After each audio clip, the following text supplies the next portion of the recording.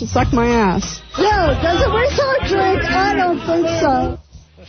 Butter! Oh, Boris! Get it at Butters! It is the Ron and Fez Show, 877-692-1027. Brand new announcer for the show tonight, Fezzy.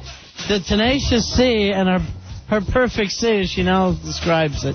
What a great job tonight on announcing duties, Tenacious C. All right, finally, I think we have an announcer that we're happy with, Fezzy.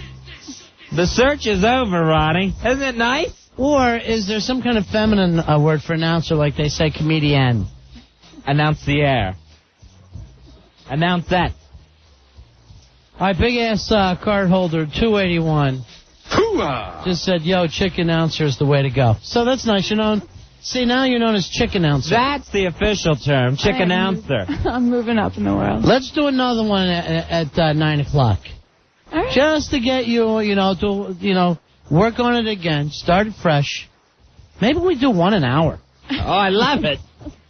With our new chick announcer, Tenacious C. Finally, we got a chick announcer. It's all we've ever wanted. I feel great. This is like such a weight off our shoulders. No more announcer probation. We've got our person. Here's Bob. Bob, you're on Ron and Fez. Hey, Bob. Listen, best announcer so far. Yeah, it definitely is our best announcer so far. All right, by far the best. All right, by far, Fezzy. By far the bestest. All right, thank you, Bob. Keep it going. You got it, guys. Have a good show. Now, Tenacious C, who we always said, okay, everybody treat her like she's one of the guys.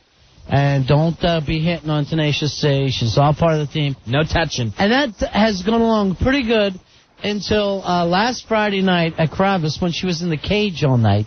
And then all the guys were like, hey, how you doing? It's weird how you can see a girl in a different way when you see her behind bars. Yeah. Odd. All right, Reef Dweller on the says he wants to change her name to Awesome C. This is on the instant feedback. Knock said, please replay it. I missed it. No, Knock. She'll be back for more announcing duties later. Jeremy says, Tenacious C is awesome at announcing. She sounds so hot, sexy, and non-gay. Give her a job permanently. All right, so there is some excitement level there. There's some heat. There's a groundswell of support. Hey, Patrick. Patrick, you're on Run and Fez. How you doing? I've been listening to the show for a while, and I wanted to find out the exact nature of the name Tenacious C. And is it Tenacious See You next Tuesday? Is that what that relates to? Yes, it is. Here's how she got her nickname. One night we were on the show, and I go, you can say anything to a woman, but never use the C word. They get furious, whether it's done in love talk or an argument. Right.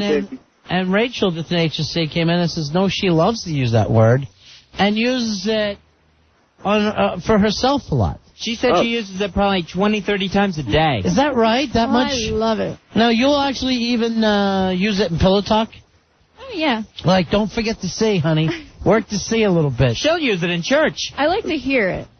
You do like to hear it? That makes you excited? Yeah. Yeah. How about when you just hear us say it around here? Does that still work or no? Of course. We usually don't say it in the best light. Yeah. All right, Patrick. So you like her, Pat?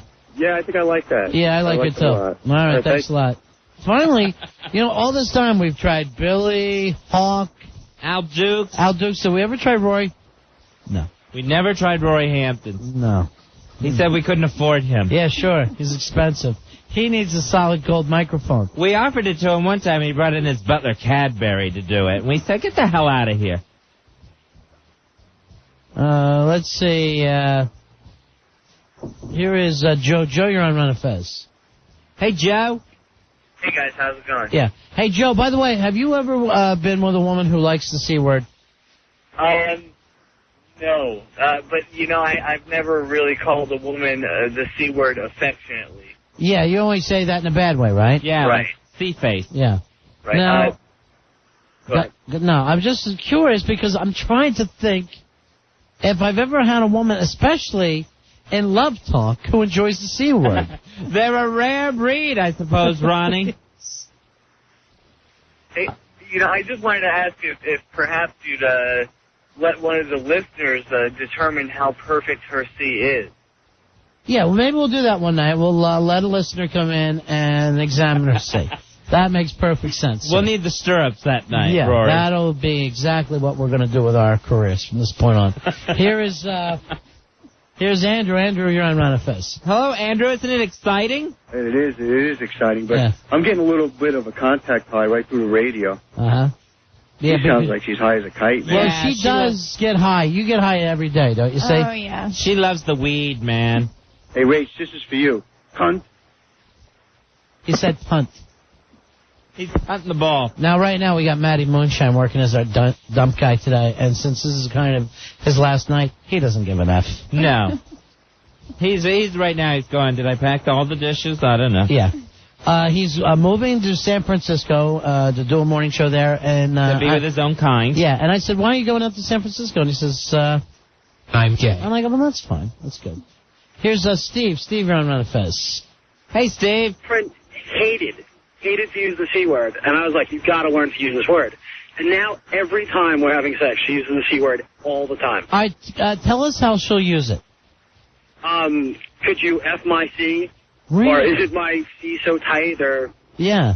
Oh, she loves it. All right, have her call us later, okay? Absolutely. I want to hear... She's the one we'd love to talk to.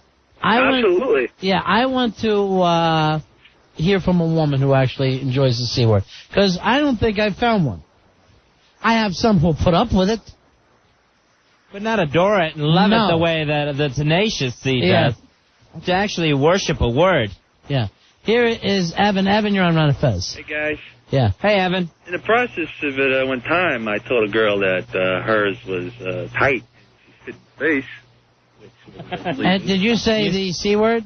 Yeah, I used the full 4 letters. So you actually said, hey, your C is very, very tight. But I said it affectionately, you know. Yeah, sure, I understand. Oh, baby. My eye was shot. So. I told this story one time at a very lovable time when I'm with this one girl who I was very fond of. I said to her, you F like a champ. And she did not take it. Wow. I guess guys like the term champ. You know what I mean? Champ, all of it, in that context, makes me think racehorse. Well, I think it also came off sounding like, you're undefeated. You've had a lot of bouts. You've traveled the world. So you can make mistakes there. Called a Cassius Clay. But, Justin, we're in the middle of this thing, and everything was going well, and I just saw the shock and horror in her face. Like if they had a trophy for this. Yeah. You're the Iron Man. What can we say? All right, here is, Al Dukes fan, who was actually doing a lot better and closing in on IKEA Boy as our instant feedback king. Says you have Tenacious C and then Al Dukes, the impatient D. Because he... I like Al Dukes fan so much better than I do just plain Al Dukes. Yeah. Al Dukes fan needs a better name, or he'd actually be one of the top guys. But with that name, he's never going to get over big. It'll hold you back. Hey, Vicky, you're on Ron and Fez. Hey, what's up? That word don't bother me at all. No, you're lesbian? No. Oh, I simply assumed Really? when I heard the voice. No, I got a real bad cold. Oh, yeah, that'll do it. Yeah. Sometimes when a girl gets a real bad cold, she starts to love the sea. Oh, it don't bother me one bit. My husband says it doesn't bother me one bit. How does... not being bothered by is not the same as liking it, though, right? Yeah, it doesn't... No, I don't like it. I don't want no part of that. What's she saying, Fez? I don't understand her. See, she says she doesn't like it, but she puts up with it. She tolerates it. This is a completely different thing we're talking about. Right. Now, Vicky, how does he say it to you? Oh, when we're in bed together. Go get me the paper, you stupid C. Oh, when he says that, I'm going to smack him in his head. But it really don't bother me. I use it all the time. I call people that name all the time. Now, you know who really... sound lovely. The British use it all the time, and the Scots use it, constantly. But it doesn't get over big here. It does not get over. It's not that term of... endearment? Yeah, term of endearment. Where, we'll call each other bastards or a-holes. Sure. When I get mad at a chick, I call her a sloppy fish C. That's what I call chicks when I get mad at them. And how does that get over? Is that fine? Want to get in a fight half the time. All right. Thank you, you sloppy fish C. We'll talk to you later. Then it's clobbering time, isn't it, Ben Grimm? She sounded great. Is that the thing? Yes. Okay, I got that little comic book bit. Hey, Corey, you're on Run of Fez. Hey, big ass car number 13701. All right. What can we do for you, Corey? I had a girl that loved it. Really? Absolutely loved it. It turned her on. Love to hear it, love to say it? Love to hear it and love to say it. The first time we never really went out, but like the first time we were, together. And then she goes, I want you to feel my C. So, okay. I want you to feel my C. to feel the C. So I go, okay. So she loved it. She got me started. And she was asking you to say it. Oh, yes. She sounds wonderful. You should have never let her go. Now, have you ever been with another woman like that, or is that just... No, this is the only one. Yeah, it's unique. The only one. All right, let me check with C, our own Tenacious C. C, how do you and your boyfriend use the term? Does he say it to you? Yes. And is he the first one, or you've gotten this from other guys? No, it really started in high school. Really? My boyfriend in high school. With the principal. And how would he use the term? Kind of telling me what he wanted to do, or if I wanted him to do something, I would say it. God, I wish I was in your high school. Of course, I could have been the principal. See high school. Hey, I need some of those Advil over there, Hawk, okay? You dumb C. Now, see, Hawk's the kind of girl that doesn't like it. He just moans. He moans like Lurch. Let me check with you, Hawk. You're in a long relationship. You ever call your girlfriend the C or talk about her C? I tried initially, but she wasn't... I know where his head's at there because I've done the same kind of thing. You try to slip it in or slur it by. Yeah, but she wasn't too keen on it. No. The first time you tried it, did you try it in passion or in anger? Passion. See, I've tried it in passion, but I've used it in anger. Sure. In what way did you try to use it? Can you remember the sentence? Well, just how hard I wanted to... Pound that C? Pretty much. And she got upset. I can't imagine you saying that sentence without using the C word. You dumb, monotone bastard. Well, I was drinking at the time. Sure. Oh, baby. Oh, yeah, that's when you're cool guy. Baby, let me pound So she that doesn't C. like the dirty talk, or is it... No, she likes dirty talk, but that particular word, she just... It's got to be like hearing Ben Stein say it. I'm very impressed with your C. C. Who wants me to bang their C? Thank you, Ben Stein. Maybe I think part of the problem with the word is that it rhymes with blunt. And it's just too... The C sound, anyway, is just... You know what I mean? It's like a stab. Oh, what's so nice about it? You love that. You can't get enough of it. If I was with you, I'd have to tie 2 pairs of boots together and just start swinging them at you. And you'd still be into it if you were high enough. Hey, Joe. Joe, you're on Run of Fez. Hello, Joe. Hello, boys. Yeah, buddy. Hello, Tenacious. Hello. I got a question. I mean, if this is such a loving, endearing term, how come I once called my sister this and she fainted? She actually fainted? We were arguing and she was really being a C, so I said, "You're such a C." And she gasped and fainted. That is... I mean, only the smell of one would bring her around. The fact that there is a... That's funny. The fact that there is a word out there that can still make human beings faint. It's almost magic. I don't know if I have a word like that. It's just so offsetting. If you did, I'd be saying it to you constantly. I guess diet. I don't know. Here is Rich. Rich, you're on Run of Fez. Hey, big-ass card holder 1723. Thank you. No, I just want to say my wife loves the C word. Actually, it helps her get off, but she hates the word box. How do you feel about that one, Rachel? I think that one's funny. How's your box? box? I don't really use that in a sexual way. Yeah, you're not going to say that in a sexual way. My box is, my box needs you. Sounds like you're a construction worker or something. Yeah. All right, thanks a lot. Nope. No, I have the word box. I hate when anybody will use a term like, "Oh, would you kiss down there?" Or, I'll literally say, "This is it. I'm done." If you have to be this vague with me, that's the Al Duke School of Romance. if we're shy, why we're naked, it just doesn't feel like I'm with the right person. Yeah, really, the barrier should all be down by Right. then. At that point, stop feigning. Here's Artie. Artie, you're on Fez. RD. Hey, what's up, guys? Yeah. What can we do for you, Bigman? Yeah, I had one chick that liked to use the C word or the TW word for her privates. And then I had a couple that used Hold on, now I'm completely thrown off. The what word? The TWA. TWA, yeah. Now that one, that is actually also an annoying word, and it almost sounds like a sound that it would make like if it splattered against glass. Oh, yeah, well, she was a little trailer trashish. The Sultan of. Yeah. And then a couple of them liked the P word. The P word seems to be the most acceptable. And it's a great word. I have no problems with it. Oh, yeah, but a few other ones, they liked the coochie. Yeah, that gets, what, let's just call it a P-she and act like we're 4-year-old Italian children. All right, guys, that's it. See you later. That whole coochie thing I got no time for. Fez. What about just cooch? I mean, to me, that's as annoying as booty.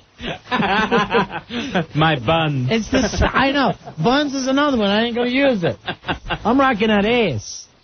Hey, Andy. Andy, you're on Ron Fez. Hello. How you doing, buddy? Hello, Andy. Hey, how are you doing, sir? Yeah, we're okay. Hey, me and my girlfriend, when we do usually have sex, we usually use the word as envelope.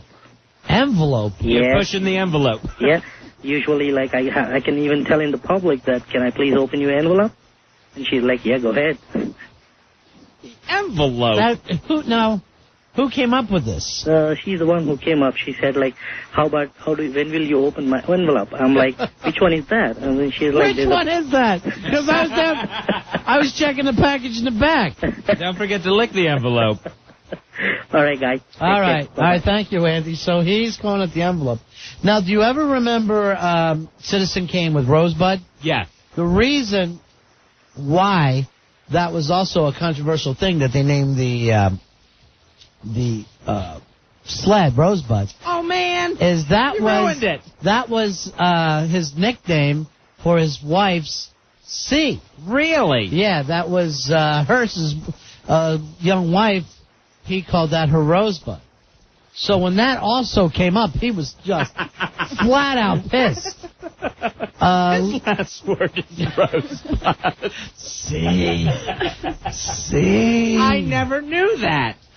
You need to hang around with me more.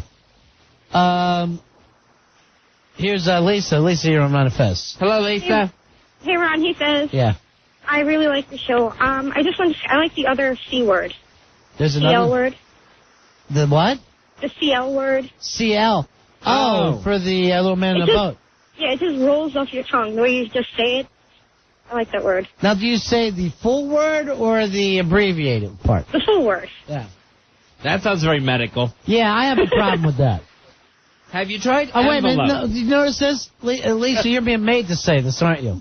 No. I hear your man talking to you. No, he's trying to tell me something to say to you. He likes...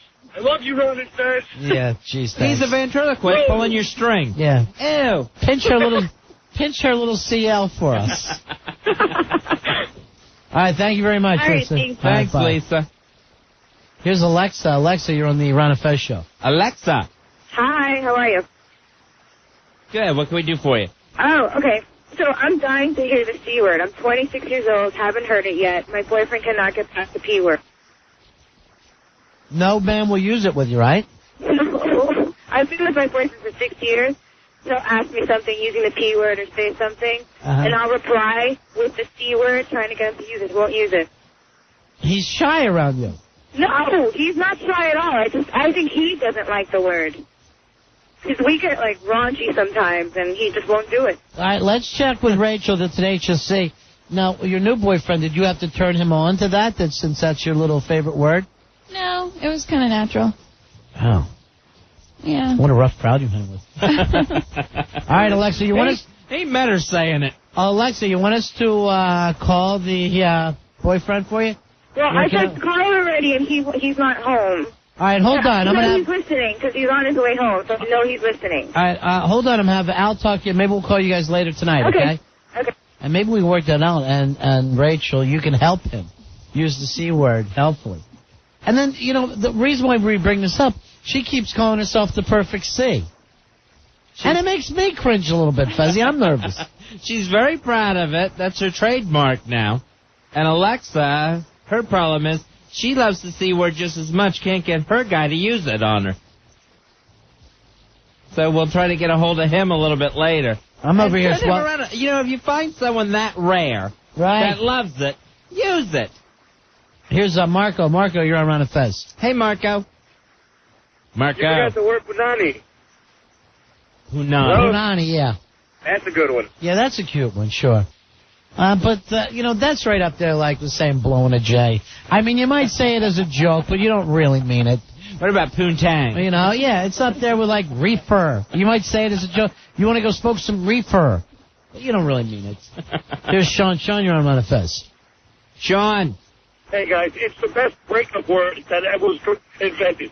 You spend a couple of months with a girl, kissing her ass, trying to get some sex. Yeah. And then when you break up, you're just a filthy C. You effing C. Yeah. You hang up the phone. It's the best breakup word in the world. Yeah, and also, this is my own personal thing, call her mom one. That always helps a lot, though. That'll do it. Because I'll say you're as big a C as your mother is. And then you don't have to worry about seeing her anymore. And then once she starts crying and running out is when I really want her back, though. That's the problem. Here is Kathy. Kathy, you're on Ron and Fez. Hi, Kathy. Hello. Yes. Hi. Yes, go ahead, Kathy. I have a much better word than the C word. Yeah. I see you next Tuesday. Right. That's much better. But you're not going to use that when you're doing love talk. In intimate situations. I want you to, but take care of that. Yeah, but, you got to be pretty uptight, I think, if you can't say whatever you want to say in bed with your lover. So the one word I do have a problem with, though, is the T word. Why the T word? Because that sounds crass. To me, up higher. To me, that almost sounds like chips. That sounds like it's no problem at all. No. The T word for down there. TW, yeah. TW, yeah. I gotta agree with you there. That's something I think only girl softball players say to each other. All right, Jersey Rich. Moments of passion. Jersey Rich just wrote in muff and says that's safe. And you know how full that sounds? Yeah. All right, go ahead. What do you mean by full? By full, I just mean ample and... Okay, yes, it's hairy sounding. Yes. It's furry sound. It sounds like there's a porcupine sitting on her lap. All right, Billy's girlfriend, sometimes girlfriend, Inky writes in, being a submissive, she loves the C word. She loves it being called it more than anything else. I never knew that she was submissive. I didn't know that either. Yeah. I thought she was a dom. Order the chicken sandwich, the chicken parm, and that was it. All right, come on over here, Roy, since you know this. Are we allowed to say this one even though the movie was named after that? Can we use this, Slappy Whites? Rhymes with batch. Can we say that? Yeah, as long as you say you're talking about the movie. Right, the movie Snatch. That was right, out. yeah. There's a term. You might say that with your buddies, but you can't say it to the woman. No, because that sounds like a trap. Yeah. Like it's a bear trap. Personally, I think the only acceptable thing is the P word with a woman. I can't think of another phrase. Rory, what do you think? When you really think about it, if you're going to say it to a woman, what other phrase would you use? I'll say the P word, definitely. Yeah, the P word. But do you really feel clean and safe with anything else? Not really. No, me neither. I tried to see one time and just got smacked. Yeah, you're not going to get away with it. No, it's impossible. You're not going to get away with it unless you are with one. That's what Rachel's teaching us. The perfect one. Tommy, you're on Ron and Fez. Hey, Tommy. Yeah, I say I love your beautiful gish. You never say that. You know you don't. Come on, Playboys. I say it all the time. I love your gish. You got a gorgeous gish there. Here is Phyllis. Phyllis, you're on Ron and Fez. So stupid. Gabadeel. You do not say gabadeel. The gabadeel. That's what it looks like, a little gabadeel. Oh, all right. Thanks a lot. Thanks, Phyllis. Okay, bye-bye. Jeez, gabadeel. All right, we got to take a break. Tenacious C, you're a half hour away from doing your next opening. You think you can pull that off? I can't wait. Might be another good term. Tenacious C's opening. It's 877-692-1027. Coming up tonight, Fezzy, you and I, because we were so excited by that Talk to the Dead show last night, we've got our own psychic in that'll be finding our dead relatives for us. He's Robert Hanson. He's a psychic medium, and he's online at roberthanson.net. He has the ability to connect with the other side. Mm-hmm. Also, later on this week, if you have a tattoo that you want covered up, we're going to have a guy come in and do that for some of our listeners. Yeah, tattoo regrets. And I believe Sweet Melissa's little sister has tattoo regrets. Oh, okay. Because I think she's an ink monkey. I think she loves the ink. You wouldn't think it, would you? No. That was Sweet Melissa as her older sister. Rachel, why don't you just get the perfect C tattooed on you somewhere? Maybe right next to it. So it's a neon right over top of it. This way to the perfect C. All right, we'll take a break. We'll be right back. It's the Ron and Fez Show. Ron and Fez. 102.7 WNEW. We're Ron and Fez. Thrilled with our brand new announcer. She'll be back at the top of the hour. The Tenacious C's opening. Yeah.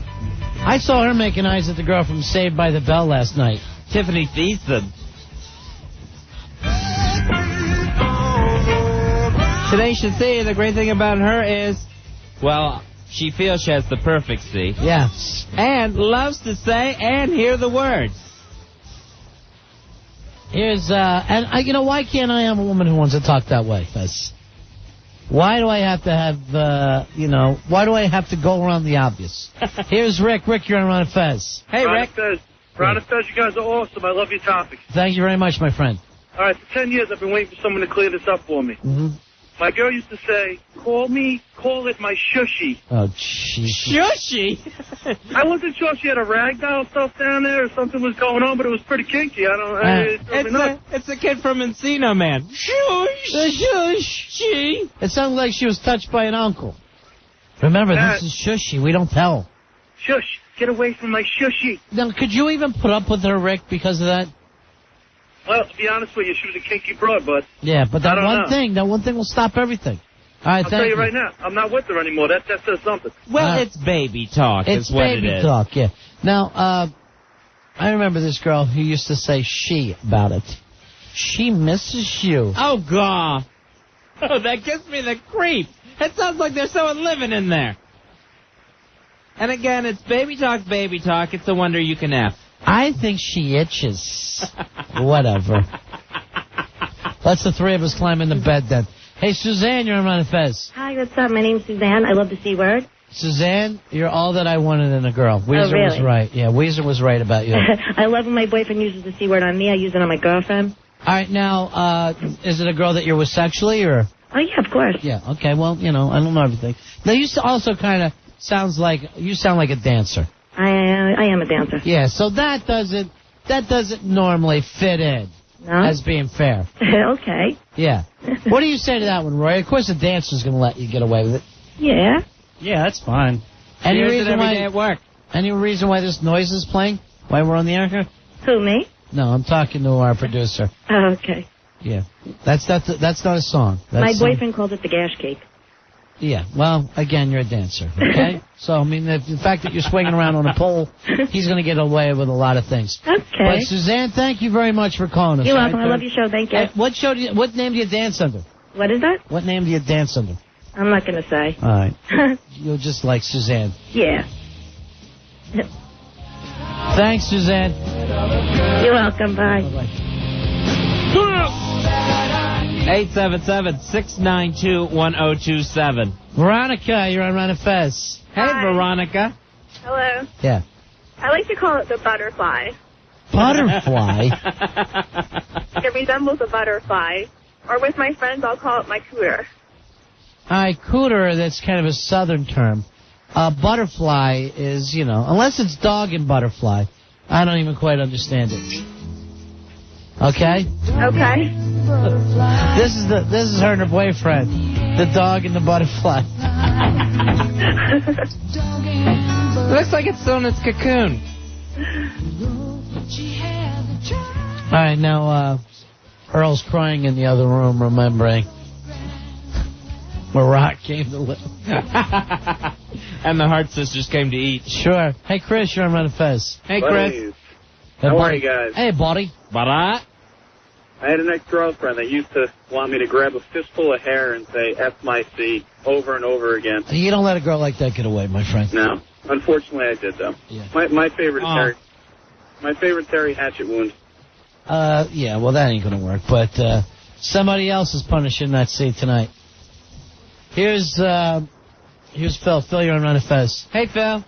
Hello? Yeah. What do you got, buddy? How you doing? How about Choochie?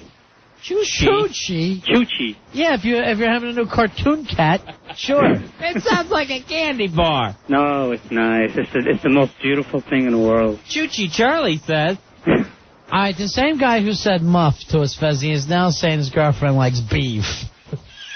Now, I thought only a guy would use the beaver word. I didn't think there was I didn't know guys were still using it. I didn't think there was a woman in America who would call her beef. That's so insulting. Here's Vinny. Vinny, you're on Run Fez. Hey, Vinny. Hey, what's up? Hey, buddy. I knew a girl that called her Chachi. Chachi? Because it's, I called it tchotchke.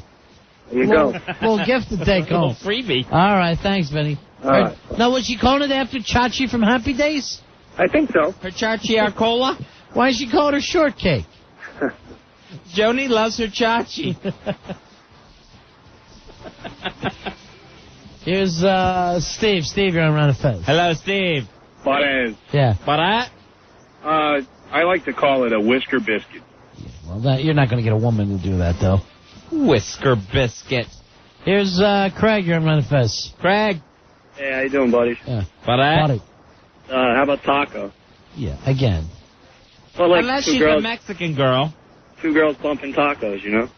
I understand what you're saying, but the girls ain't going to say it themselves. We're talking about... Oh, wait, Ronnie, now that he's used it in a sentence, I've completely turned around on it. Two girls bumping tacos. Here is JD. JD, you're on Run Fez. Hey, how you doing, guys? 9119 here. Okay, buddy. Listen, my wife likes me to come home and beat on her bongo. She calls it her bongo? Her bongo. She's from the Caribbean, from Trinidad. Right, beat on her bongo. No, shouldn't that be her ace? That's the way she likes it, brother. That's the way she likes it. All right, thanks a lot. Here's some whacked out people out there with these stupid names. Beating their bongos. Here's Oscar. Oscar, you're on Run Fez. Hey, what's up, boys? 1797 here. Buddy. All right, first off, I used to have one girl that used to like to call it the Yoshi. Yoshi, like the little dinosaur in Super Mario Brothers. It sounds like she's from Tibet. I know, I thought like the little neck was going to stick out or something out of it. And then two, I go to a lot of poetry readings. The female poets love to call it the C when they're up on stage. Yeah, sure, when they're up on stage being a feminist. But well, no, it's like in any way, sense, or form. Like if they're talking about their bodies, they'll be like, my B's, my this, my that, my C.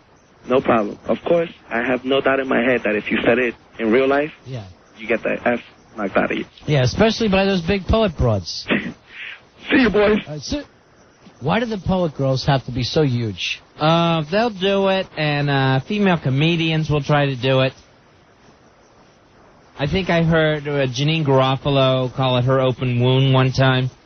Well, in her case, she was telling the truth. Here's Doug. Doug, you're on Run Fez. Hello, Doug. What's up, guys? How about magenta? It sounds like P. Here's Ed. Ed, you're on Run Fez. Hello, Ed. Buddy. Buddy. Hey, buddy. We call it Lily, and we call my C Herman. The Munsters. Yeah. You're naming it your genitals after the Munsters. You better hope Grandpa don't show up. And he feels like that's a normal thing, like he can live with it. But speaking of Lily, I can't stand anyone that refers to it as the flower. My flower. Sounds wilted. Here is, I was deflowered. Here's Jeff. Jeff, you're on Ron and Fez. Hey, 271 here. All right, buddy. Hoo-ah. My wife is British, and British call it fanny. It always confused me when she would talk about her fanny, because I was thinking she was talking about her butt. Yeah, I know. It's British. Well, what do you expect, huh? When she says put it in my fanny, she's going to end up getting it in the wrong place. You got to be very careful there, honey. Well, yeah, but that's okay, right? Yeah, and then they also smoke a fag. That's right. How about that? Always on the wrong side of the road. Yeah. And over here, fags went to fanny, so it's a very weird deal. All right. So you married a British woman, right? Yes, I did. That's got to be weird, huh? Yeah, it's nice. It's nice. Yeah. Is that? Yeah, sure. I love it. I love her accent, you know, and everybody always says, I love your wife's accent. Wait, that's one of the reasons I married her. All right. How do you get past the teeth? Yeah, well, she's got pretty good teeth, actually. Yeah, for a Brit, sure. Both of them. Both teeth are beautiful. Here's Kelly. Kelly, you're on Ron and Fez. Hi, Kelly. Hi, yeah, my husband calls it the beaver, and I like it. I do. I think it sounds cute. What's your husband's name, Wally? No. That's Wally and the Beef. No. Now, does he have any other names for it, or just the Beef? Sometimes he calls it the hooch. Now, you're saying the though. Does he ever say yours? What? No. It's the, like it's separate entity. Have you noticed that with Fez? Like, I'd like to be with the hooch later. I think the Beef is attractive. It's not even like she's connected there. It's trying to take her out of the equation. What about you yourself, Kelly? Do you call it anything? I sometimes call it the Beef. She's so silly. Now, what about the C word? That's just out of the question, right? No, that doesn't bother me. But I don't think he would call it that. Yeah. But it doesn't bother me. The word, no, it just sounds silly. And the Beaver doesn't. No. The fact that yours has a theme song. No, because I think of a cute little furry beaver. Starring Barbara Billingsley, Hugh Beaumont, Tony Dow, and Kelly as her beef. All right, thanks a lot, Kelly. Thanks a lot. Take care. You guys great. Sweetie. Bye. Oh, that just reminded me. I know some girl that used to call it the Sweetie. The Sweetie? Her Sweetie. What a whack job. Here's JT, you're on Ron and Fez. Hey, how are you, pal? My girlfriend wants me to beat her tune. Her tune? Her tune, yeah. She's Italian, and she tells me also to munch on the candy. It's time for you to munch the candy. Hey. Yeah, all right, fellas. All right, see you. All right, name that tune. Phil, you're on Ron and Fez. Hello, Phil. Yeah. Hey, guys. I used to have one girl I had was so embarrassed, used to call it the, you know. Yeah, all right, see. That goes back to our own Al Dukes. He can't use a specific name for it whatsoever. Let's bring Albert in here. Kind of cute, though. Yeah, what, you know, no, that would just turn me off. The you know. All right, let's bring Al Dukes in here. The faggot of the opera. I'm gay. You can't come popping in here as gay as a cricket.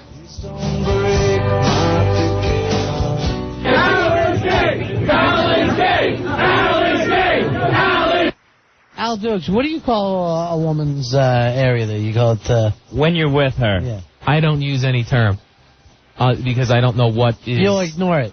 No, I'll just reference I might say just down there or something. Down there is the worst. That's the worst thing you can say. Well, some people are offended by certain words and others sound silly to me. That's a conversation I can't really What one sounds silly to you? Jeez. Any of these that the people are bringing, like people calling it taco, I mean, that just sounds weird. But you call it nothing. You have no word, but you ignore it like it's an alcoholic grandfather. Could you use the P word? No, definitely not. I will look at it and so far, that's the only one that's universally accepted. He'll throw up on it once he looks at it. I'll just talk around the word, the word that I'm not using, and hope that they get it. What about your own? Your own C. What do you call that to a woman?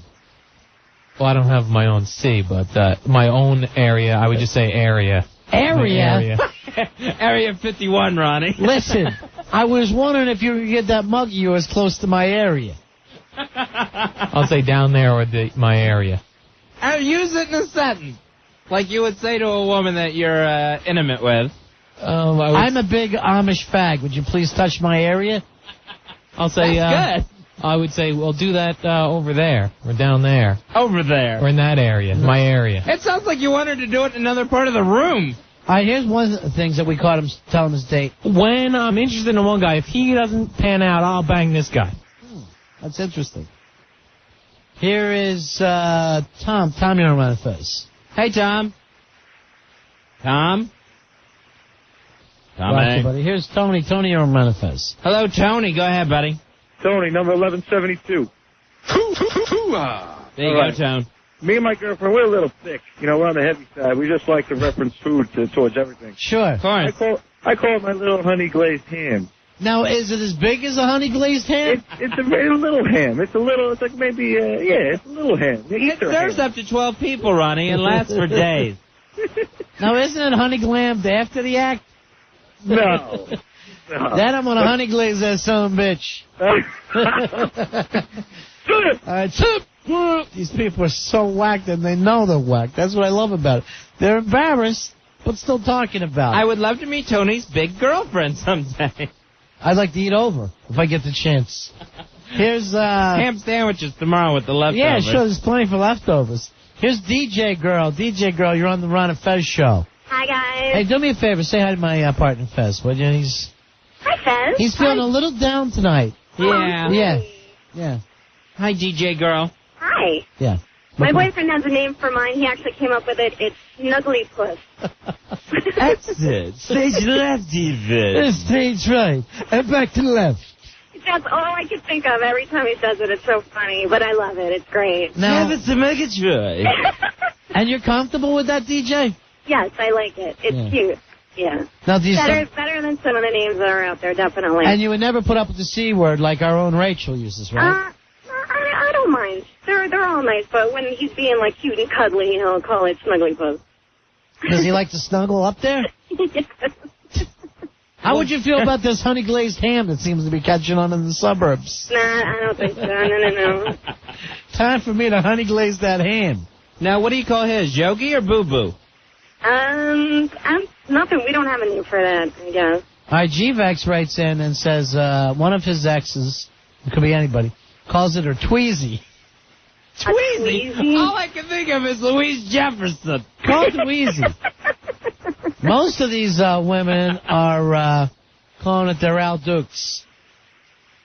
A lot of the girls are doing that. Yeah. It's really catching on. All right, thanks, DJ. Those are the ones that have it shaved completely bald. Sure.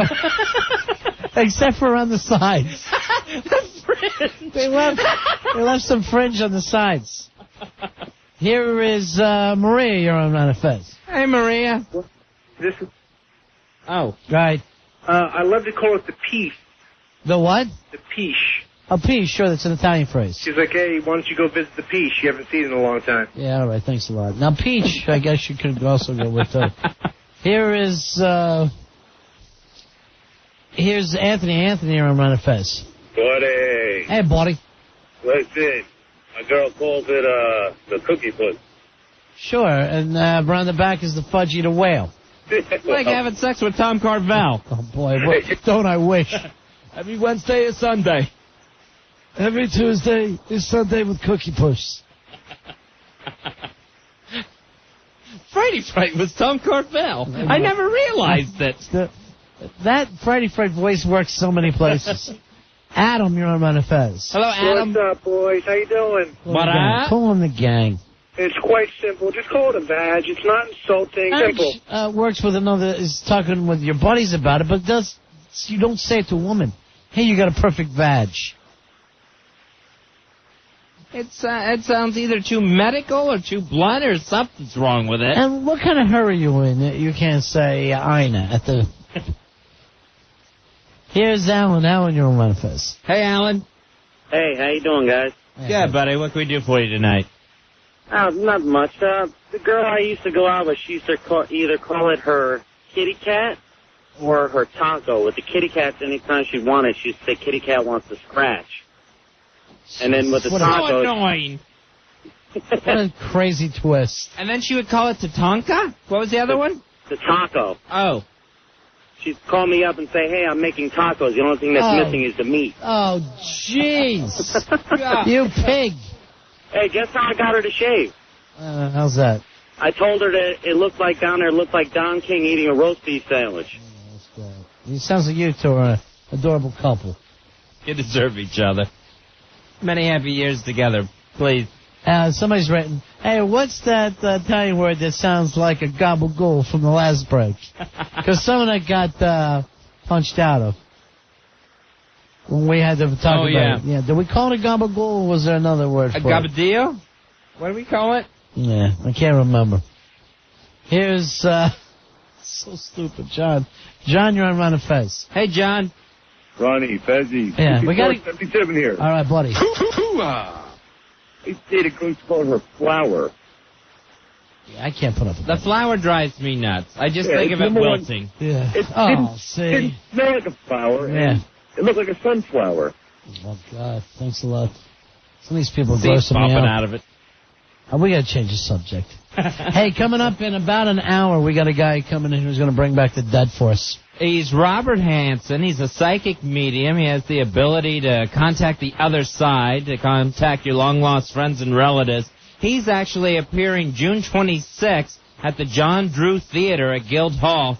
That's 158 Main Street in East Hampton, New York. So he's actually appearing in a theater? Yes.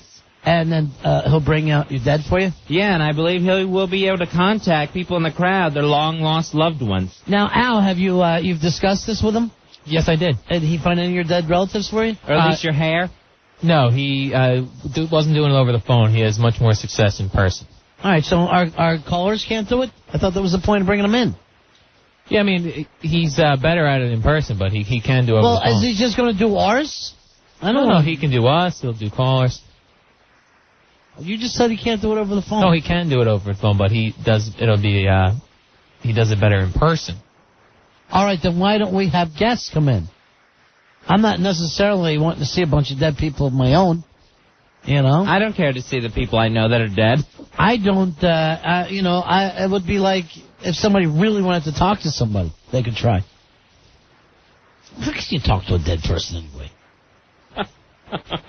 We did the big-ass simulcast last night talking to the dead. And for whatever reason, Bonnie Blakely would not announce who her killer was. Yeah, I decided she didn't really want to go into that. Yeah. Yeah, I'm not, right now I'm just saying I'm happy. You two seem nervous. She's saying to her mom and her sister. Ridiculous. All right, so we can't do it over the phone? No, we can't. We can't. Well, why didn't he do it over the phone with you? Well, he was a very busy man. I talked to him in between his appointments. Is it the afterlife won't speak to you either? No, I think they would speak to me. It's like people in the office. Nobody wants to contact Al. So you haven't seen him do this trick? No, I did discuss how he does it. Yeah, but here's what I'm saying. You haven't seen him pull it off. Right. And yet you booked him anyway. Yeah, I trust him. Based on what? Based on his past. He's booking these concert halls. Well, he's such a retard. You really are. Do you know that? Do you know that you won't do a single thing to help me and Fez? Ever. Wow, Roddy, based on the concert hall bookings, we have got the psychic medium. Now, Al, I really love this Bon stuff. Jovi coming in to read us? Based on his record sellouts? No, he's just been doing this for a while now. Right. Why didn't he do it with you is what I'm asking. Are you afraid, Al? No, I don't know that I would. Do you know any dead people? I'm going to be trying to contact you in an hour because you'll be dead. God's ears. Yeah, I have some dead relatives. Who doesn't? If you're a human being, you have dead relatives. We're going to take a break. I hope they come back and haunt your bald ass. We're also going to play Unique New York. And if you want to come in Thursday night and cover up a bad tattoo, whether it's a person's name, whether it is a tattoo you got that you're not happy with, it's cover-up night for tattoos. Yeah, we're going to help you fix your tattoo regrets. That's on Thursday. Friday, in studio, it'll be a big-ass game show. People competing when we play You Know You Need, Unique New York, in studio. The grand prize winner will receive a men's 18-karat Tourneau Safari watch. Tourneau, the world's largest watch store since 1900. And the way you do that is qualify with rounds of You Know You Need, Unique New York, all week long on this show. 877-692-1027. It's a Ron and Fez show. 1027 WNEW, New York. Broadcast live from beautiful Midtown Manhattan. We're on a clear night. You can almost see Robert Blake pleading not guilty by reason of celebrity. It's the Ron and Fez show, and I'm your announcer, Tenacious C. And now let's introduce your hosts. Two guys who talk to the dead every day at their staff meeting. Here they are, Ron Bennington and Fez Whatley, radio's non-believers.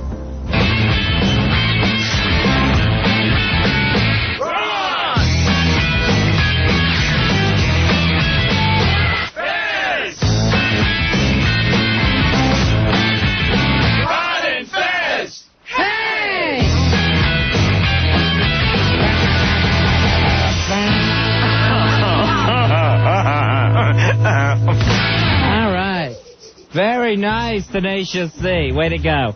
Just 1 hour away from our next opening, Fest. Tenacious C. We'll get to hear another C opening. Are we finally 1 hour. Have an announcer that we're happy with? I am thrilled with the Tenacious C. It sounds great, the chick announcer. The chick announcer thing works out terrific. All right, we are the Ron and Fez show. In about an hour, we will be talking with dead relatives, Fez. That's right. Psychic medium Robert Hanson will be in studio to take your calls and to find your dead ones. His name was Robert Hanson. His name was Robert Hanson. RobertHanson.net online. You know, Rory, I don't know why you're not helping with the producing more, because we asked Al about it, and it makes no sense. He doesn't know what the gentleman does or how we do it, and he tells us, well, he can't do readings off the phone. When we find out the man can do readings off the phone. Well, did we ever find that out? I thought we found that out. No, Al started spinning around when I go, well, our people call. And then he goes, well, that's how he does it. So, you know, we need you to fill in and cover Al's ass. All right, I will do that. And his bald head occasionally. The glare is killing me. Okay, I'll do that too. Ronnie, right now, in the Vatican, in Rome, the 12 U.S. Cardinals are there. Getting reamed. And not the way they like it, Ronnie.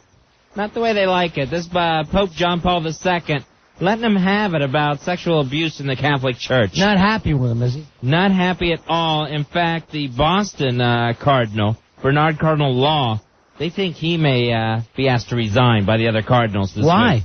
Well, they think he started the whole thing, that he's probably the most flagrant of the abusers. Not that he was in covering up the abuse. Right. So. What about the New York guy? He got busted for doing it too. For some reason, they're all putting this on Bernard Cardinal Law out of Boston. Somebody's got to pay the price. Exactly. Someone's got to be the scapegoat. So the Pope's letting him have it. He's setting all new guidelines for sexual abuse.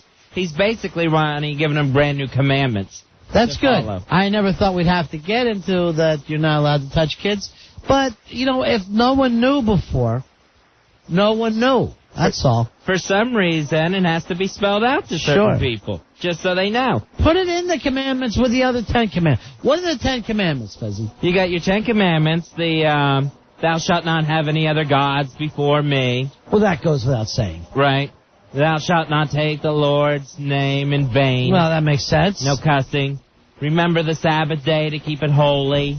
Sunday, that's important. When's this church and football? Right, there's the honor thy father and thy mother. Mm-hmm.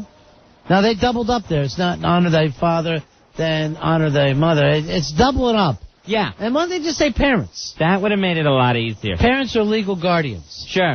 There's then you get into the don't steal. Yeah. Don't kill. Yeah, thou shalt not do those things. Yeah, thou shalt not commit adultery. No. No, you got your thou shalt not bear false witness. Sure. No lying. And then you get to your coveting. Yeah. And you're not supposed to do it. Coveting should have been pretty much, this altar boy deal should have been part of the coveting, I think. Right. Well, now they're just going to have to just write it all out for the Cardinals. Be a little more specific. Yeah, to give to the priest. Yeah. You know, and let them know, you know, thou shalt not give reacher rounds. Right. Nice. All right, this is an answer feedback already. Thou shalt not sip a D. They need to know that. That goes without saying. Threaten with the fire and the brimstone. Thou shalt not own any Streisand albums. Thou shalt not cuddle during confessions. Thou shalt not give sponge baths with the holy water. Thou shalt not ask altar boys to light the Harry candle. Things you didn't think would have to be said. But yeah, now these are some of the guidelines coming out of the Pope's meetings. Thou shalt not offer to kiss it and make it better. Thou shalt not promise to suck the sin out of there. Let me suck the sin out there for you. Thou shalt not mention the firmness of anyone's buns. See, you're just going into a bad area when you do that. Thou shalt not go on camping trips and offer to show the boys something stickier than s'mores. They gotta know what's going on.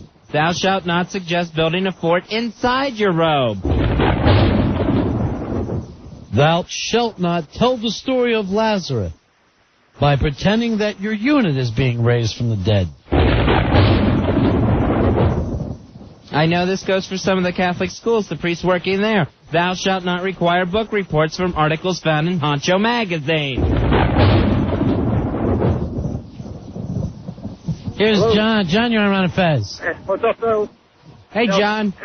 Thou shalt not show your boys what's under the cloth. True. Chuck, you're on Ron and Fez. Hello, Chuck. Chuck. Buddies. Hello, buddy. Thou shalt not bear false breastises. That's true. Here is Kevin. Kevin, you're on Ron and Fez. Hello, Kevin. Kevin. Hey, guys. Big ass card, didn't get mine yet. Hooah! Yeah, thou shalt not refer to his privates as the burning bush. These are all good commandments to live by. Here is Matt. Matt, you're on Ron and Fez. Hello, Matt. Hey, how you doing? Hey, buddy. Thou shalt not treat CCD like it was an AMBLA convention. Thank you very much. That makes perfect sense. Here is Kevin again. Another Kevin. You're on Ron and Fez. Hello, Kevin. Thou shalt not play with a young boy's marbles. So true. So true. I love you, Fezzy. Love you too, Kevin. Thanks. Nice to be loved.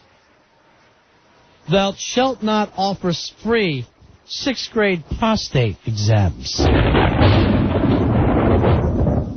Thou shalt not order last-minute altar boy underwear inspections right before Mass.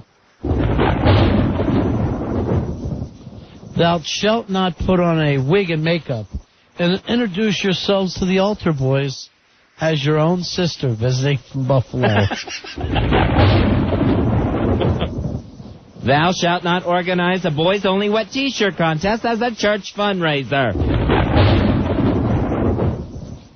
Hey, Greg, you're on Ron and Fez. Hey, I'm with Tokyo Joe over here. Thou shalt not use the sacramental wine to get little boys drunk. Very good. Thank you very much. True. Here is Kenny. Kenny, you're on Ron and Fez. Hello, Kenny. Hey, guys. Yeah. Thou shalt not play the rusty trombone. Hopefully, the Cardinals are going to take these all back to their priests. Here's Lisa. Lisa, you're on Ron and Fez. Hello, Lisa. Guys, thou shalt not drop to your knees unless praying. Thank you. There's good kneeling and bad kneeling. Forgive me, Father, for I have spunked. Here's Scott. Scott, you're on Ron and Fez. Hello, Scott. Hey, what's good, buddies? Big ass card, I was a fag. Mm-hmm. Hooah! Alright, thou shalt not tell all the boys sodomy is a sacrament. It's a sacrament of the church. Thou shalt not try out the new digital camera in the altar boy dressing room.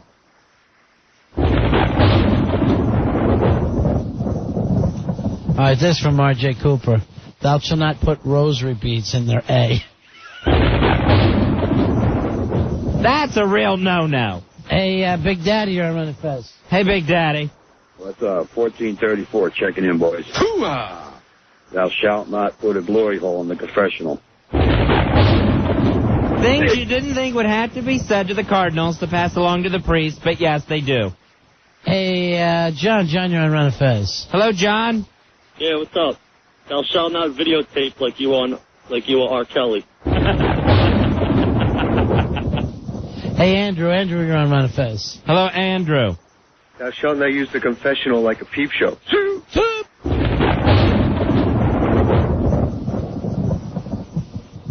Hey, Steve, you're on Ron and Fez. Hello, Steve. Steve? Hey, buddy. Thou shalt not play Jack in the Box. Is that because they're in a box? I guess so. Thou shalt not refer to the confessional as a buddy booth. Marianne, you're on Ron and Fez. Yeah, card number 13827. You shall not cover your altar boy's date. Cover or covet? Covet.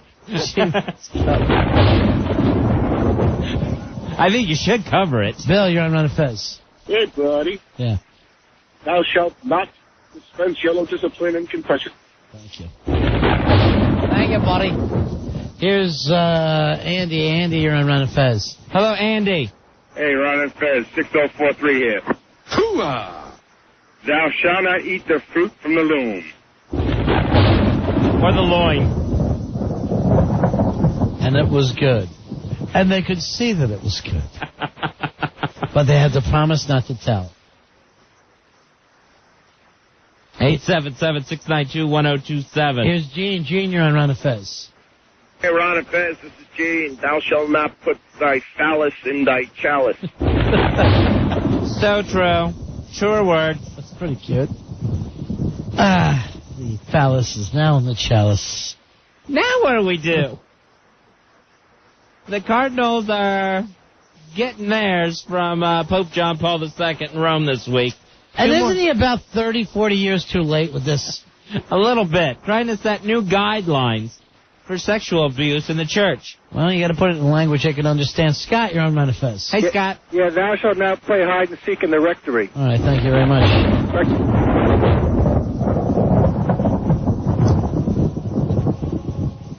And then here's one on the SF feedback. Thou shalt remember to clean the rectory and not the rectum. Thank you, Killer B. Don't clean the rectum? Don't clean the rectum. Here is Dave. Dave, you're on Manifest. Hey, Dave. How about thou shalt not funk on thy neighbor's wife? I just like to see one of these guys get caught with a woman. That's all I'm asking for. Just give us one female. Trust me, you don't have to worry about it. You won't have to make any commandments about women. They're not being broken. Aaron, you're on Manifest. Hey, guys. Aaron. All right, thou shalt wear pants under your robe, regardless of how easy the access is. Here's one. Thou shalt not use thy batch for baptism. Baptism. The Holy Sacrament of Baptism. I must remember that I'm not going to do that one. Why get them? Here is... it's just stupid sometimes when you think it's just going to be dumped out. Here's Scott. Scott, you're on Ron and Fez. Hello, Scott. 5135, guys. Yeah, buddy. Thou shalt not reenact Sodom and Gomorrah in the altar boy's dressing room. Thank you very much. That goes without saying. Unfortunately, it's having to be said to these Cardinals to take back to their priests. Lewis, you're on Ron and Fez. Hey, guys, 11117. Thou shalt not play with Father Fezzi's pants puppet. There you go. Unless you're really good. Here's Tom. Tom, you're on Ron and Fez. Hey, Tom. Thou shalt not pitch tents on religious retreats.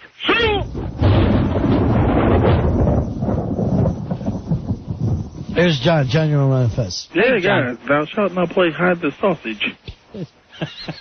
It's short but sweet. Here's Jim. Jim, you're on Ron and Fez. Hello, Jim. Hey, Jim? guys. Yeah, go ahead, buddy.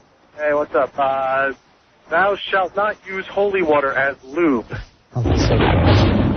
And it's Well, here's one. I'm just thinking about Fezzy. Thou shalt remember that a communion wafer does not come with a dipping sauce. Thou shalt not deliver a gospel according to Richard Hatch. Here's Eddie. Eddie, you're on Run and Fez. All right, guys. Still waiting for my big ass card, by the way. Sure. Anywho. Rory's on it. Rory's on it? Good. Yeah. Honor thy father and thy life partner. Oh, that's nice. Mitch, you're on Run and Fez. And more father. Hey, Mitch. Hey, guys, what's up? Yeah. Thou shalt remember that it's Ash Wednesday, not Ass Wednesday.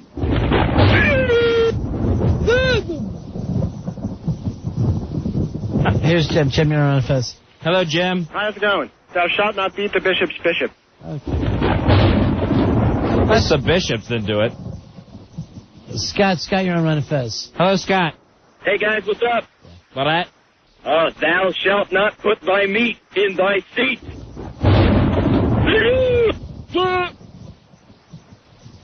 EJ, you're on Run and Fez. Hello, EJ. Yeah. Thou shalt not invent a fiancé in Niagara Falls, Ontario, Canada to cover your homosexuality. What loser would invent a fiancé?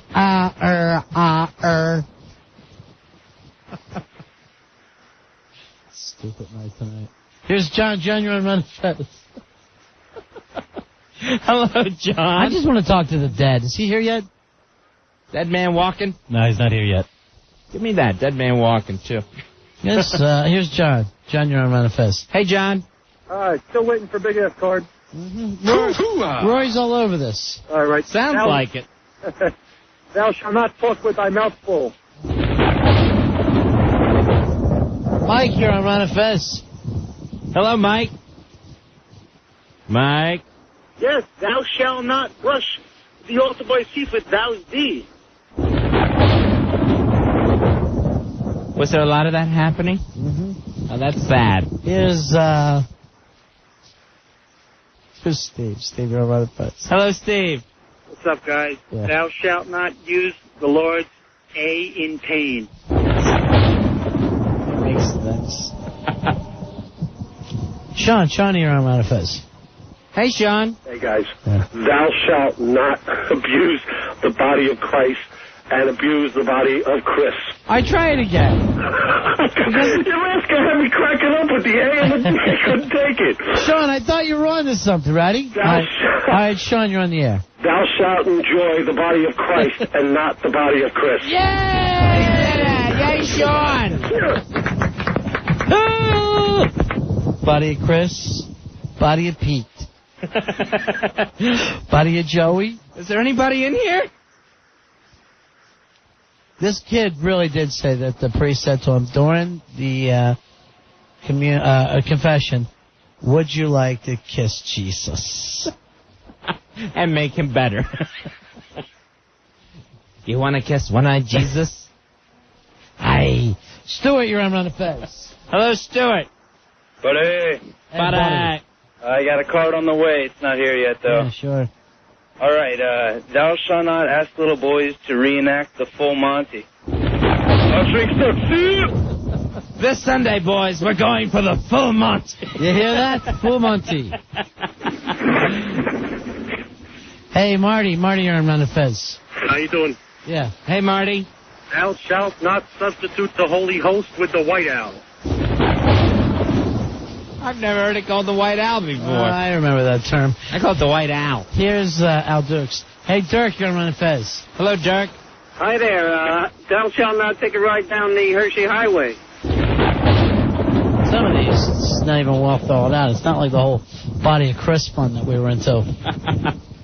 Hey, Timmy, you're on Run and Fez. Hello, Timmy. Hello. Thou shalt not take this, all of you, and eat it literally. Take this, all of you, and eat it. That was my guy in Florida. Take this, all of you. Here is Chris. Chris, you're on the Fez. Hey, Chris. Another Chris. Shalt not covet thy rod or thy staff. All right, good. These are good, Fezzy. These are starting to happen now. Thou shalt not cover thy neighbor's attractive twin boys.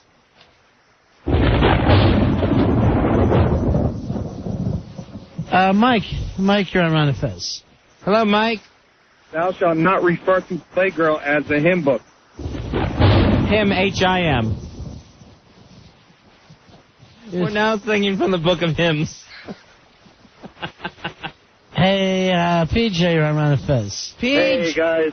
Yeah. Thou shalt not play skin flute in choir band. Here's Nancy. Nancy, you're on Ron and Fez. Hello, Nancy. Nance? Hey, Go ahead, Nancy. thou shalt remember just because you can't eat meat on Fridays doesn't mean you can eat it for the rest of the week. Little wordy? But cute. Yeah. Hey, Greg, you're on Ron and Fez. Hey, Greg. Yeah, this is Greg. Big ass card holder 10324. Yeah. Thou shalt not make the sun cross with your D. That's true. That's so funny. Here's Al. Al, you're on Ron and Fez. Hello, Al. Hey, Ron, you Fez? Yeah. But Hey, don't act little boys, me, damn it. Why wasn't that in the Bible at least once? Turns out it should have been. Yeah. They didn't know about it. Thou shalt not use the term pew while sniffing altar boys' seats. Oh. Here's Steve. Steve, you're on Ron and Fez. Hey, Steve. Hi, guys. They should remember it's amen, not amen. Amen. Hey, man. Hi, you're on Ron and Fez. Hello, you're on a Fez. Hello, this is Iris calling. Well, hello, Iris. How are you? Well, the Jews were right. Pass the word, the Jews are right. What were the Jews right about, Iris? The homo hops of Brooklyn. Robbing little boys like there's no tomorrow. Yes, there is some widespread sexual abuse in the Catholic Church, You'll Iris. never catch a rabbi with an 8-year-old D in his mouth. That's why that's the religion for me. We don't molest kids and we kill Arabs. It's the best religion. Well, Money can buy. You're very fortunate there hasn't been abuse in your religion, We're Iris. very, very fortunate that we're not Catholics. What do you think the difference is, Iris? The difference is rabbis like the chicks. Oh, okay. And priests like the dick. Well, you know how that goes. Yes. I can't say it, I'd be dumb. Right, you understand how it works, don't you, broadcasting? Well, I am using the news you can use for the Jews. Right. I've been in this business before. Yes. I can roll with the changes. Well, that's good, Iris. Do you think this has anything to do with the fact that rabbis can marry and priests can't? I think it's got to do with whatever it is about the Catholics. They love the little boys. What do you think it is about them? They just, there was a priest in Brooklyn,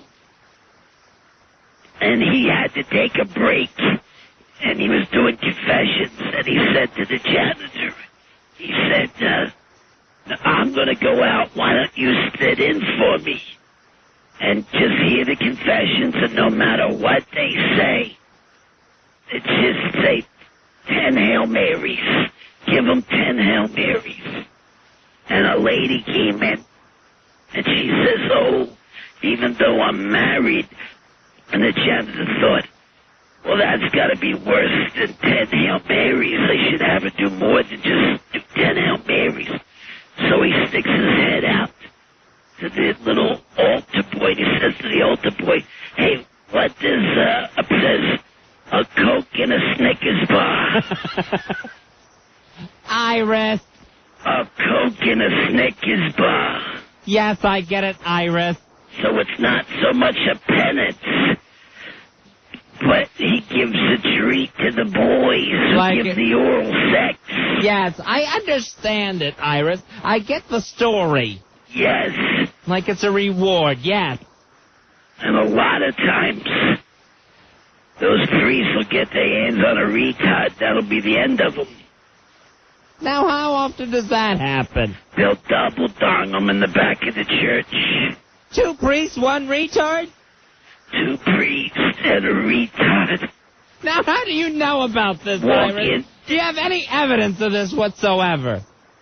2 priests and a retard walk into an outhouse. Only the 2 priests walk back out. Great. That's its old joke in Brooklyn. What do you think the Pope should be telling these cardinals while they're meeting at the Vatican? I'm just hearing I'm getting dumped out constantly doing this. Really? Yes. What are you doing, Iris? That's so wrong. I don't know. You'll have to ask that jizz bucket Matty Moonshine. Iris, I apologize. Yeah, me too. You can't do a show here anymore. You can't do a show on the old NEW. Sorry about that. Yeah, me too. All right. Well, thank you, Iris, for your perspective. 877-692-1027. We're Ron and Fez. Ron and Fez. Big Ass Radio. 1027 WNEW. Still to come, a chance for you to pick up a pair of tickets to see the advanced screening of the new Woody Allen film, Hollywood Ending. That opens nationwide on May 3rd. Plus, you qualify to come in studio on Friday for a big-ass game show. You know you need Unique New York. Grand prize winner will walk away with a men's 18-karat Tourneau Safari watch from Tourneau, the world's largest watch store since 1900. We're running Fez. Hey, Fezzy? What? I see dead people. We are about to see dead people. All right. We've got a gentleman who's coming into the studio in just a few moments. Robert Hanson. He's a psychic medium. Now, we found out about this from watching last night. And, of course, Billy has been read by Jonathan. Is it Edwards? John Edwards, yeah. Yeah. Billy's into it. I love this stuff. I see dead people. I find it so fascinating. Yeah. I got to tell you, Fezzy, I'm a little suspect of it all. Really? I just don't see how you're able to see and talk to dead people. Well, we'll try Robert Hanson out here. He's a psychic medium, and he's going to be appearing June 26th at the John Drew Theater at Guild Hall in East Hampton, New York. All right, is Robert coming in? Let's bring in Robert. Hi, Robert Hanson. How are you? And Robert's going to be able to read some of our callers. If you have someone that you'd like to talk to that's passed on, 877-692-1027. Robert, how did you pick up your gift? You know, I didn't pick it up at all, to be honest with you. I about 8 years ago, I would start standing there, friends of mine, people that I didn't know, and I'd start receiving images and information and sounds, and one thing led to another, and I'd be saying to somebody, do you understand this person that was hit by a motorcycle, up on the sidewalk? And they say, yeah, that's my cousin. Who's this guy, Al or Alan? And they said, my God, that's his name. One thing led to another, and I started getting these affirmations one after the next, and I thought I was losing it, to be honest with you. I really didn't know what it was. Now, what age were you at the time? Did you start I'm in my early 50s now. I was about 42, I guess. Wow, so that's kind of late in life to pick that up. Yeah, a lot of people ask me that. I've been, since I'm a little guy, I've been involved with martial arts all my life. I teach and train in that, and I've been around meditation and spirituality pretty much all my life, but never thinking along these lines. I guess in retrospect, it was kind of like preparing me. I guess I was maybe either spiritually immature or something. I don't know. But something kind of popped about almost 9 years ago now. And I've been working it full-time ever since, and I do it professionally every day. So when you started getting these visions, Right. These things, you see it in your head. Well, we really get it three ways. When I say we, there are people in the field like myself, but when we receive our information, it comes in what we call clairvoyant pictures, meaning I get like flashcards in my head. Okay. And then we get a clairaudient reference, which means like sounds kind of go off. For example, the sound of an automobile accident or a gunshot or something like that. And then we also get what we call a sentient feeling, meaning that I get a feeling that is very clear about the relationship between the people involved in either their death or the family members. For example, if there was an abusive situation or someone died at someone's wedding or something like that. And they all kind of come together at the same time and provide me a kind of a storyboard, so to speak, of the relationship. Now, can you control it, or do you just walk into a room and pick something off of somebody? I can't control it. If you're in the area, I will read you if it's intended for me to hear it. And that's a big word. If I'm supposed to hear it, I'll definitely hear it. All right, as you just look around the room here, can you pick up anything from me or Fez? Well, you know what it was? When I came in, when I first walked into the room, there's a reference to someone that either lost a brother or had a brother feeling lost, and the person would either be like a brother or someone who had a younger brother feeling lost. So it's either a person who has like a cousin in the family or a relative in the family that had someone on a younger side that is crossed. And there's also a reference to someone that had a father pass when they were a younger guy. That I can definitely tell you. There's a reference to a man that lost his father when he was a younger person. That would be nobody in the room here. It's definitely connected because they're telling me that someone lost their father when they were young or had a relationship with a brother feeling or a father feeling that crosses when they were younger, or it was an unexpected loss. Definitely. And I believe it's... Not me. Would you know if it was Billy outside? Or the Yes, it's definitely Billy outside. Do you know if that's connected to him? Yeah, I know he lost his father. Okay, because it comes in... so did Joe... Pooh lost his dad at an early age, but Billy's the one that was actually lost at age 14. Yeah, try not to give me any information that, it's okay. Because this is going to sound odd, but when I walked into the, I guess the green room you'd call it. Right. As soon as he walked by me, I said to my wife, there's something with this guy. Yeah. And he mentioned to me that he had been read on another station or another show. That doesn't... And he had said to me that, I had been read by somebody. And I said, gee, there's something about you that's very unusual. And that's what started the reading. So I have to tell you, connected to him, there is a reference to a early death where someone lost a father figure at a very young age. With Billy, anytime I see him, I think huge loss. But is there a chance I can talk with him, or? Yeah, sure. I mean, this is from beyond. Hey, Billy. Yeah, come on in, Bill. I have to tell you this because when we came in, I said, I almost felt like I knew you. And then, as it turned out, we had, shocking. We kind of crossed each other's paths at one point. But when I came into the room, I said, there's definitely someone in this room that had lost their father when they were very, very young. And there's a reference to a sudden and an unexpected loss.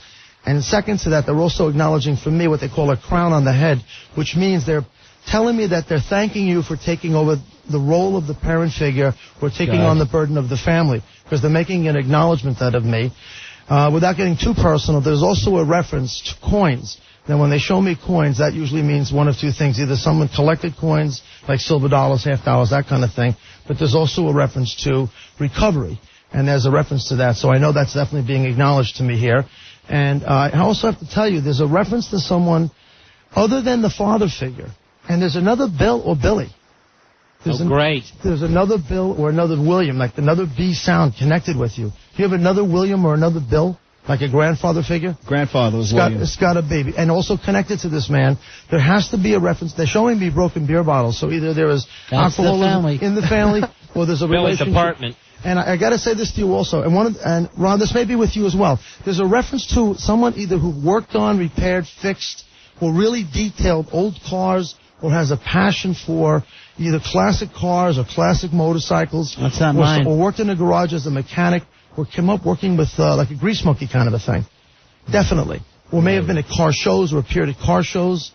No, I just know my grandfather worked at the Brooklyn Navy Yard repairing ships. They're acknowledging the number 55 to me, which is very significant. Old 55. That was my high school football number. There you go. Because that's what I'm seeing, a 55 Chevy. Your IQ. So I know that there's a I know that there's a reference to the number 55. So the 55 pertains, and Also, there's an acknowledgement of either... That was also your waist size in high school. A couple of years ago, yeah. And the year he graduated. Does the number 56 mean anything to you? But the 55 definitely connects for you. And also there's a reference to a John or Joan or John also, or Joseph. It's a J-O reference that comes through. J-O? Yeah, that's perfect That's for Billy. It's definitely connected in the room. And the young man, there's a young fellow standing right across from me here. There's a young guy that I'm looking at. What's your name? That's Rory. That's Rory Hampton. My name's Rory. Hi, Rory? Yes, Rory. Rory, do you have like an Elizabeth or a Mary connection with your family? Or a Marie? Anything there, Or Rory? Madeline? Get M-A sound. There's an acknowledgement of an M-A, What is Mary, it? Marie. A Marion. A Marion. I'm telling you, there's a reference of a connection of a Mary, Marion, or a Marie sound connected. And I'm also going to tell you there's either a grandmother figure that lived with you or lived in your home, because there's what they call a 2-on-1, meaning That's Roy's family. like a residence of 2-on-1 in the same house. And Menage? yeah, no, Reading a menage? Did your grandma live with your parents at some point? Do you know if your mom took care of your grandpa? Yes. Oh my God, that's weird. Would you understand that? Yes. And how does the name Rose connect with you? Or Robert, the R-O sound reference. Rose, Ronnie, Robert. One of you guys has a Rob or a Rose reference here. Nothing there.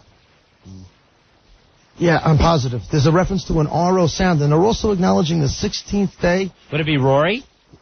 Yes. Yes. That's R-O.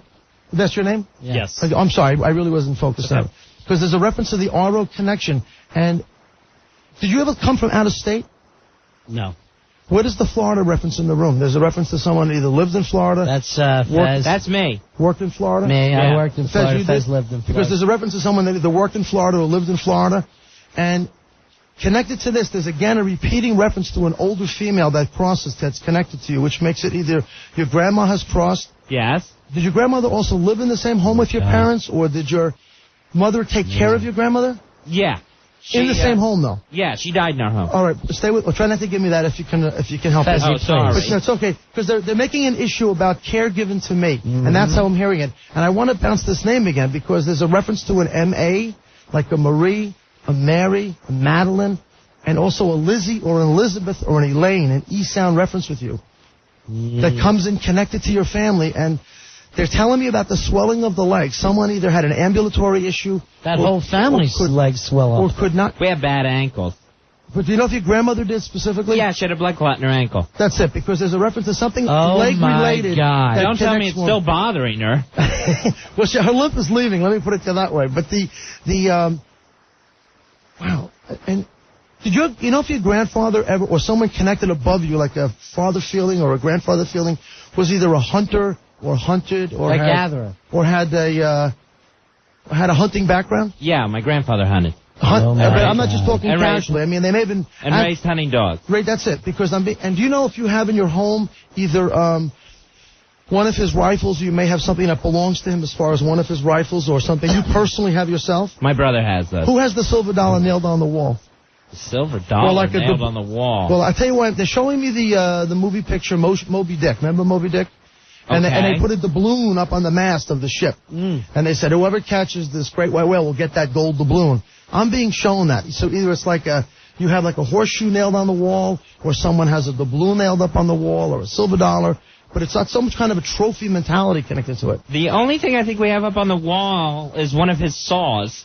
That's hanging on the wall. No, there's more to it. That's beautiful. They're so good at decorating. Now, there's a reference to... Now, I'm positive. There's a reference to either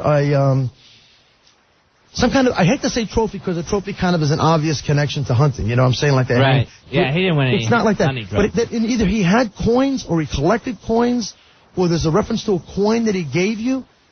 He collected coins, but they're not hanging on the wall. There's a cross... I'll tell you this, no one in your family ever spent a coin. We are not cheap. Yes, you are. Where is the... Tell the medium that. Where is the cross reference to the construction worker or the guys that work in construction then? My grandfather also built furniture. Oh, Okay, my that's God. Do you know if he built his own home or helped build his own house? No, he didn't do that. He helped. Had to have. Yeah. He helped build our house. And stay with me on this, please. And this is a little delicate. So there's a reference between the two of you guys, between someone who loses a younger person in the family. And it's related to a blood illness. Like either someone had AIDS or someone had leukemia, and they died much earlier than expected. And they keep acknowledging it, like someone either worked with AIDS or worked with leukemia, and there's a reference to a person who's coming in, and they're making me feel like someone either lost a younger sibling, like a brother or a younger child connected, and they're in this room because they're trying to be heard. Do you understand that? Is that you, Billy? I had a girl I went to the prom with in high school who died of AIDS. There we go. I'm telling you, because there's a reference. Yeah, it's in the room. And I'm telling you, there's a name. God. I'm not saying I have her name, but there is a reference definitely connected here to this Mary, Marie, or Elizabeth. And also connected in your family, there was a reference to the number 16 and a name Carol or Catherine. Also links and also connects for me. And in between you two guys, and I'm sure of it. Both of them. Do you guys understand this? Does that make sense to either one of you, Rory or Billy? I'm sure of it. No, none of it. 16, remember, well, Billy, for you? There's a 16th day of a month, or like a particular date in a month. There's either the 16th day of a month or someone's passing date, anniversary date, or it's, I'm sure of it. Donuts. And it's connecting to this young lady, and they are telling me that the AIDS comes accidentally. Like she doesn't know she has it, or she catches it by surprise. Do you understand that? Yeah, she got it through drug use. Okay, because there's something that catches her off guard. Right. And connected to her also, though. And yes. She wasn't expecting it, Billy? No. No, there's something. Caught her off guard. There's something that, because she makes you feel it comes as a surprise. Did you go to her wake or did you go to her funeral? Yes. Because she's acknowledging it to me that you not only had a personal thing with her, but there was a relationship that you maintained with. Do it again. Someone wrote a letter about her. She's acknowledging like a letter after the death, like someone either wrote a poem or a bereavement letter or made some kind of a reference to her after the fact. Do you know if she had an honoring after her passing? Yeah, we did something at our high school reunion. Connected to her. The 40 year? The 20. Okay, 20 year. Yeah, no, we had a whole little thing at the reunion. Let me stay with you. This is really directed at you. Yes. Who has the father that was a fireman? Or was a volunteer fireman? That was actually my uncle. Okay, because do you know if your dad's brother was connected to a fireman? Yeah, that's his uncle. All right, because it could be a mother's uncle. It was actually my dad's sister's husband. Okay, because I know there's a fireman or a fireman's reference connected, and he's also crossed. Yes. Now I know the Trade Center we had a recent issue with the Trade Center, and it's obviously mentioned the fireman, right? Kind Weird. of a big. It's kind of sad. I don't get into the city as much as I used to, and we took a little time to go by there, and in my work that I do, unfortunately, I meet so many people that have suffered losses in the Trade Center, and it's really nice to be able to help them and reach out and have the readings happen for them, but it's always heartbreaking. But connected to this, do you have someone else also lost in the Trade Center other than a fireman, this other fireman? No, there was nobody for me in the Trade Center. Yeah, because this guy is also a pastor that's a fireman, yes? Yes, definitely fireman. And this is your uncle? Yeah. Where does the aneurysm or the blood reference come in connected to Do you understand that? I don't remember what I died from. I really don't know. I'm sorry. It's all right. I feel he thought that was coming in from the other side. Scared me. Casper, there's a reference to a fellow that has like a blood clot or suffered a stroke. Like connected to the fireman. Family. Yeah, that's his brother is still suffering from a stroke. And Ron and Fez, listen on this. Yeah. There's a reference to a man that is acknowledging either he damaged his hand, or he burned his hand, or had a finger missing, or someone has a missing appendage on a finger or a hand. Like Jerry Garcia. Like someone had an injury to the hand, or may have had a partial paralysis to the hand. Well, what about the thing with those toes, Billy, that were fused together that you were... Well, that was... do you have this personally? Do I have it personally? But he put it in his mouth. I put him in my mouth last week. Would that be connected to webbed toes? No, it's not connected to webbed toes. This is the guy that either had, like Donald Duck here, this is the guy that had either a deformed hand or a surgically repaired hand or... Yeah, it's really strong. Like someone got either their knuckles broken or there was an injury to the knuckles or to the hand itself. Anyone in here have that? Positively, or may have broken their hand. Did you ever break your hand or... Had a glove. Fracture your hand? No, I've never broken a bone in my body. Well, the night's young, you know. bragging to the afterlife. The night is young. You never had a cavity either, did you, Roy? I think I have one now. Sweet. I have to move. It's coming. It's coming back between you two guys. The hand people? I want to stay with this. No, there's a reference to it because they're acknowledging either. It doesn't just come across to me as an arthritic condition. This comes across as absolutely a reference to a hand that either suffered some kind of a injury or had some kind of an issue to the hand. Billy, what about that girl, Lobster Claus? He had a girl that he was dating who had very red hands. Practically deformed. All the time, and we nicknamed her Lobster Claus. And let me go to you guys for a second. Because, all right. And because when I bring up people's families, I try to be as go ahead and be blunt. respectful as I can. No, go ahead and be Did one blunt. of you guys lose your mom? Not yet. As much as we pray, no. We both have our moms. Because I'm being told about a mother figure that lived in a home with you that died. Like you grew up with them and she crosses and either acted as a mother figure or acted in the family. Did your grandmother live with you when you were a young guy? Yeah. Mine did. Yours did. Yeah. And because they're telling me that they grow up with one of you or both of you. Like in my case, my grandmother lived in Brooklyn. We lived on the island. I visited her on Sundays. Like it was like a ritual, you know. But I'm being told there's a female that lived in the home with, and they're making me go in this direction towards you both. I've never had a mother figure in my life. And there was a mother figure. Not even my own mother. There's a mother figure that crosses connected to one of you guys, and I'm being told she dies in the house. No. Or she's found dead in the house. Or she dies in the home. No. We had money. No. I don't mean had a funeral in the house. I mean dies in the house. Right. Are you sure that your grandmother didn't die in your home? She was dying in the house, but she didn't die in the house. The whole family was dying Did slowly. she have like a medical equipment or things that were trying to help her, or because I'm seeing like medications and things connected to medical she had that. And your grandmother had one of those escalators to get her up the steps, like most of the family used. And there was like 5 steps, and they sit on one of those little seats. We need that. We're weak back people. Are you both sure there's no connection to the name Rose or Rob? Or is there an Iris? No, this is definitely a Rose. It's an R-O sound. Definitely connected. And Roseanne? It's got an R-O sound. It's really, I know really my strong. grandmother used to watch Roseanne. And I'm also going to... Who's the guy in the room here that had the person with the open heart surgery? That's Billy. Did you have open heart surgery? Stapled chest. I didn't have open heart Did you have surgery to your chest? Yes. Yeah. All right, I'm telling you, show this chest. Show me your chest and see if that helps. Look at that. Wow, you definitely had it. Oh, my God. Do you need to touch the scar? That's about an 8. What about Rosado? Do you understand that? Yeah. As an R-O sound? Yeah. Is that a female name? That's a female name? Right. Would that have showed up at all? I'm not sure yet, but I can tell you that connected to one of the two of you, there's a female that tells me that she grew up as a mother figure to one of you, very significant, and she lived in your home. And there's a reference to someone that also suffered from diabetes, or someone had a severe condition with a diabetic illness. And it's very, very intense. And they're making an issue about it. And there may have been a gangrene or an amputation connected to the diabetes. And someone may have missed their diabetic insulin condition. They may have not taken their medicines on time and fought it. And it's connected to that same person. There is a police officer reference. There's a badge reference, a cop or a fireman. It comes in more of a round badge, so it's got to be definitely police.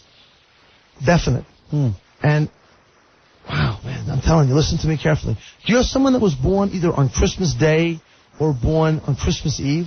Or someone that died or passed on Christmas Eve or Christmas Day? No. Jesus? Billy? Billy? Or the 24th or the 25th of the month?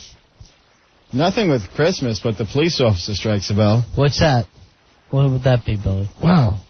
The DUIs? No, not the DUIs. What is it then? Well, no, I didn't want to give too much. Well, if what I'm telling you makes sense, the acknowledgments are important because it kind of lets me know like I'm on the right. There was a police officer in my life. There has to have been a cop. There has to be, because they're referring to the surgery of what looked to me like open heart surgery, because they're definitely telling me about some kind of a surgical procedure. And they're also telling me, and I don't want to get too personal with you, but either you had a not a near-death experience, but either you had a major bout with almost dying, or someone in the family almost died, and there's a connection to it. And I want to go back to what I told you before. There's definitely a connection to a father that crosses close to you.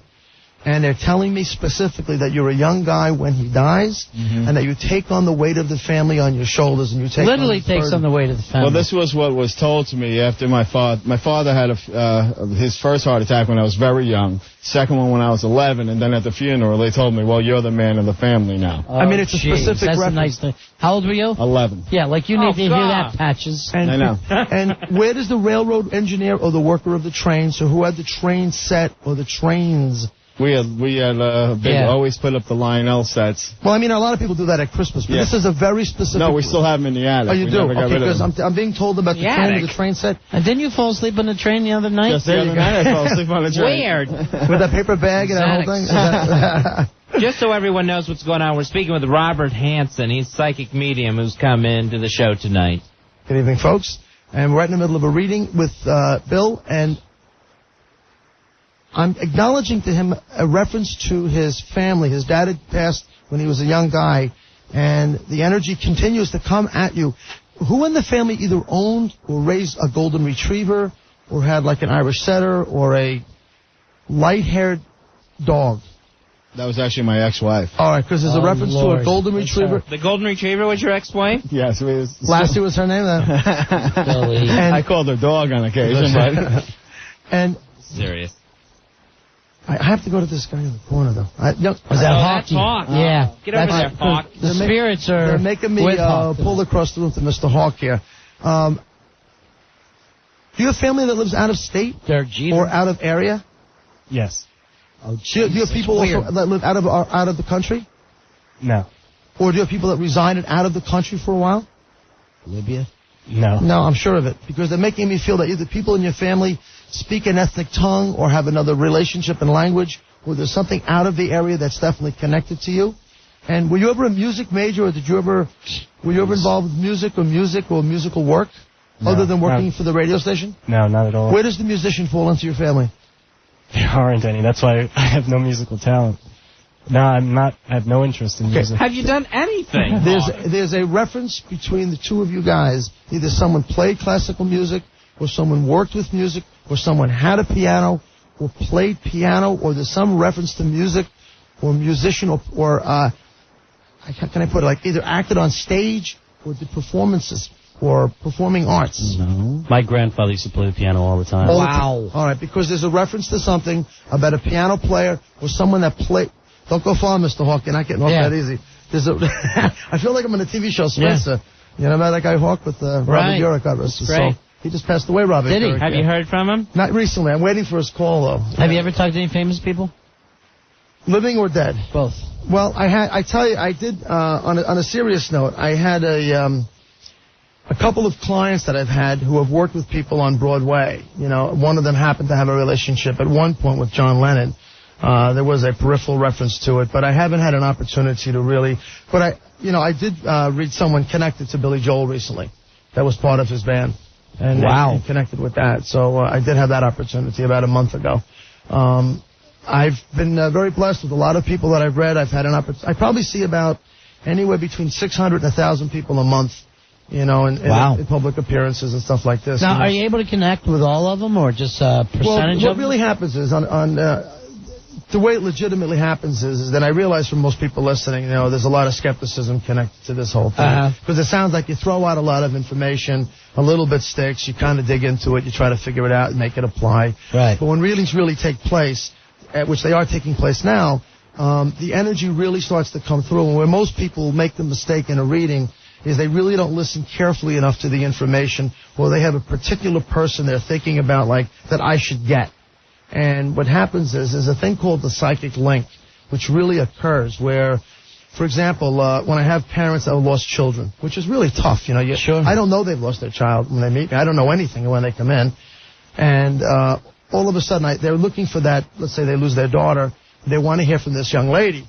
And they're anxious to hear about the young girl that dies. But I'm talking about an uncle. And they're saying, no, we're not here for that. Little do they realize the uncle was her godfather who passed away, let's say, in Vietnam. So you're going to be open to it? Well, that's what really starts the energy rolling. And once that begins, then it goes. I'm also being shown here that someone's father and or grandfather was either raised with, grew up with, or played ball with a professional athlete. That would be my Do you understand that? Yeah. Because they're making me feel that someone really either played ball with somebody or grew up specifically playing baseball, may have had a pro contract, or may have played professionally. That is a connection. And you're telling me your dad is living? Yeah, my dad's living. It's his father. Okay, because there's someone connected to this.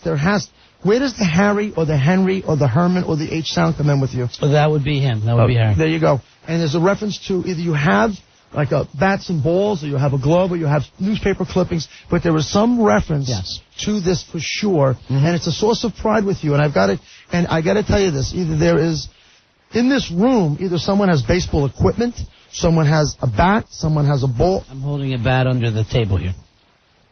You got to be kidding me. That's weird. Because there's a reference to baseball equipment. Is that connected to your grandpa? Yeah, I was actually thinking about him when you were doing this. No joke? No. Okay. Well, I'm letting you know because I'm telling you there's a reference to a Harry or a Henry and H sound. It's Harry. That's coming through. And remember I mentioned before the diabetes? In your family, do you know someone has the diabetic condition? Yeah. Okay. And that'd also, be my dad. And let me also say this to you. There is a definite reference to someone that is allergic to penicillin. That's my mom. You bet. And I want to be respectful here because I know this can get really... It's a good show. It's a lot of fun. I'm having a great time. But when you're talking about someone's mother or someone's father, I got to be a little cool with it. Would you know if you have twins in the family? Yes. Okay, because they're acknowledging twins. And respectfully, again, do you know if someone lost twins? Yes. Okay, because I'm being told and I'm being shown double baby carriages in my head, and they're telling me they're protecting the kids. Wow. That's how I hear it and see it. You bet. So I want you to know that whoever these twins are connected to you... That was Harry's kids. He was on his way to a ball game. This was actually before I was born. They were driving over a bridge. My father's brother and sister, the twins, drove off the bridge. Oh, my gosh. I didn't see that part, but I do know... Here's the strange thing. Sure. This bat that I have belonged to him. Is that right? Yeah. Okay, because I didn't know you had it in the room. And yeah. Here it is. I keep it down here on the table, and people always bring it up to me that I have it with me all the time. Is that right? Yeah. Because it's Lightning Boy. It came in very, very... That's from what? The Natural, right? Lightning Boy? Yeah, so yeah. Is that because it looks like a new bat? Is that really your grandpa's bat? It was my grandpa's bat. Is that right? Well, and again, this may sound a little bit odd, but you have between the two of you, there's someone that worked either on a ranch or on a farm who was injured either by farm equipment or was injured by a large, like a working animal, like a cow or a horse or something. That was also me. You understand that? Because I'm being my shown... older brother was drugged by a horse.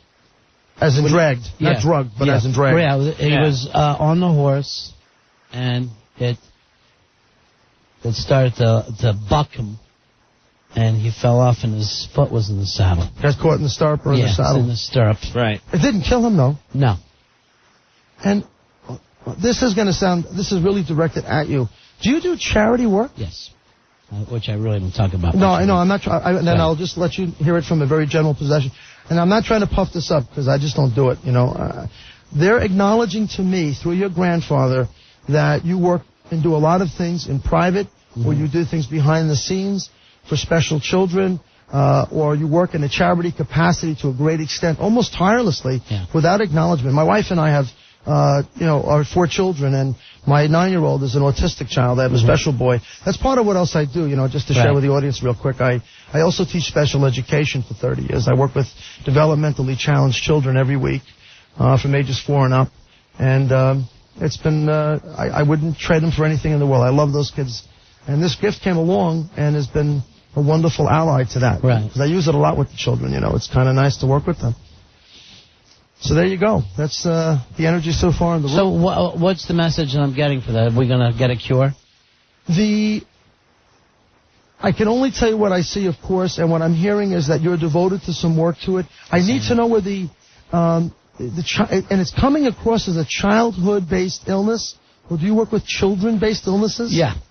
They're showing me Ronald McDonald House. They're showing me references to that kind of stuff without getting too personal. Because I know it's private. It's a fast food thing. It's not Ronald McDonald, but it is fast food. There's some reference to a restaurant or referenced by something like that, either with juvenile diabetes, or there's definitely something connected to you. Sandwich based. Okay. That you do, and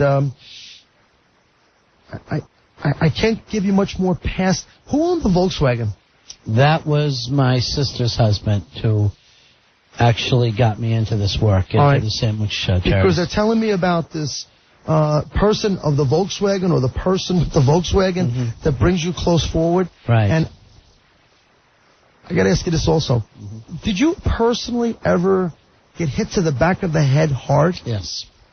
Did someone mug you or attack you or physically assault you? Yes, as a child, I was hit. Because they're making me feel you had some kind of impact to the back of the head, or you had some kind of spinal cord or some damage, that somehow impacted you. Right. And either it became a point of teasing you or someone they used to... Well, when I was paralyzed, they would tease me. The kids would tease me. You were physically paralyzed? Yeah. All right, because I know this sounds... When I was very young, though. You know what? I got to tell you this, and I'll come right back to the story. About a year ago, I had a woman come see me at my office, and she was very resistant to everything that I did. Her husband had come, and her husband had seen me live at a public show. And she comes into my office, and she says, I don't believe in any of this stuff. And I said, that's fine. You don't have to. Just listen to what I say. And I tried to explain it to her, and she insisted on being very resistant. And I said, what's the core problem with you? What's the problem? And she says, I just don't believe that my father who died is going to show up at your business office in Wanto, Long Island. I can't believe that he would do that. And I said, you don't get it. I said, they don't come to the radio station. They don't come to a soundstage. They don't come to a theater. They come because they recognize that your soul is asking for them. And when a guy like me shows up, they know that there's someone around who can interpret what they're trying to tell me. That being said, I'm telling you, there is this reference for you personally, like an applause feeling, that you have like two sides. And whatever you're doing, and you do it great on radio, there's a whole other side to you that people outside don't know. It's very private, and they're very proud. Really? Absolutely. And that would be my grandfather that's proud of the work that I'm doing with children? That's the primary energy that I'm getting, because he's telling me whatever it is, it's based on children, and there's a loss of the twins. Right. And he kind of consoles that energy through you. It's almost like there's an ally reference. And do you have your grandfather's jacket, or do you ever wear his clothes? I have his Yankees jacket. There you go, because he tells me you have something of his body that you wear connected to him. And why does he keep acknowledging the female with him? He's telling me there's a female connected with him, which means your grandmother is also passed, connected to him. But did he lose a sister as well? Yes, she was in the car. Okay, there you go. Because, when he went off the bridge. There you go, because he's telling me about protection of the sister energy as well. That is bizarre. Now, I wear that. When I'm doing my charity work, I'll put on that jacket, a lot of times for the kids and stuff, because they'll see the old Yankees stuff. But I'm just trying to figure out what he's trying to tell me. I mean, where did the fact that I was paralyzed? The energy has... Well, they give me these references for whoever I'm reading to let you know enough specific things that I would tell you about yourself that you say, there's no way this guy can know this. Right? It's just too much stuff. That's their way of knowing that I've identified the person I'm supposed to be talking to. They are telling me to have you continue to do what you're doing, that whatever you're involved with, whatever this charity is, connected to this Yankee jacket, connected through your grandfather, whether it be one of these fast food places like we mentioned before, whatever this organization is, to keep doing whatever you're doing. And in your family, do you have someone that was a Catholic nun? Yes. In the family? Yeah, my Aunt Peppy. Do you know she crossed? Yeah, just 6 months ago. All right, because I'm telling you, as I'm sitting here, I just got told by Harry that I have the nun with me.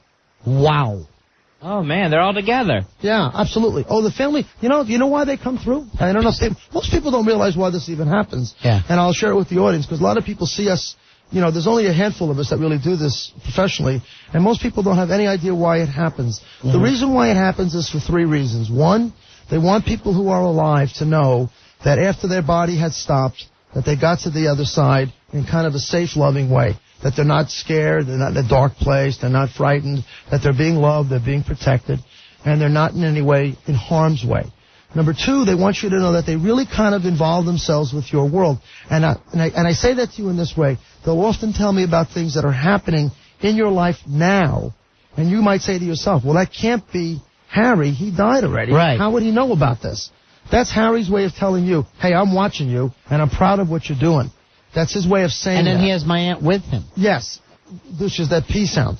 Right. Which is the nun. And then finally... And we would call her Aunt Sister because she was a nun, but that's bizarre. Remember, that I kept saying... pick this up. Well, it's not bizarre to me. It's maybe bizarre to you guys. Yeah. This happens every day. And the last reason, which is kind of the most beautiful reason, is they want you to know that they're waiting for you.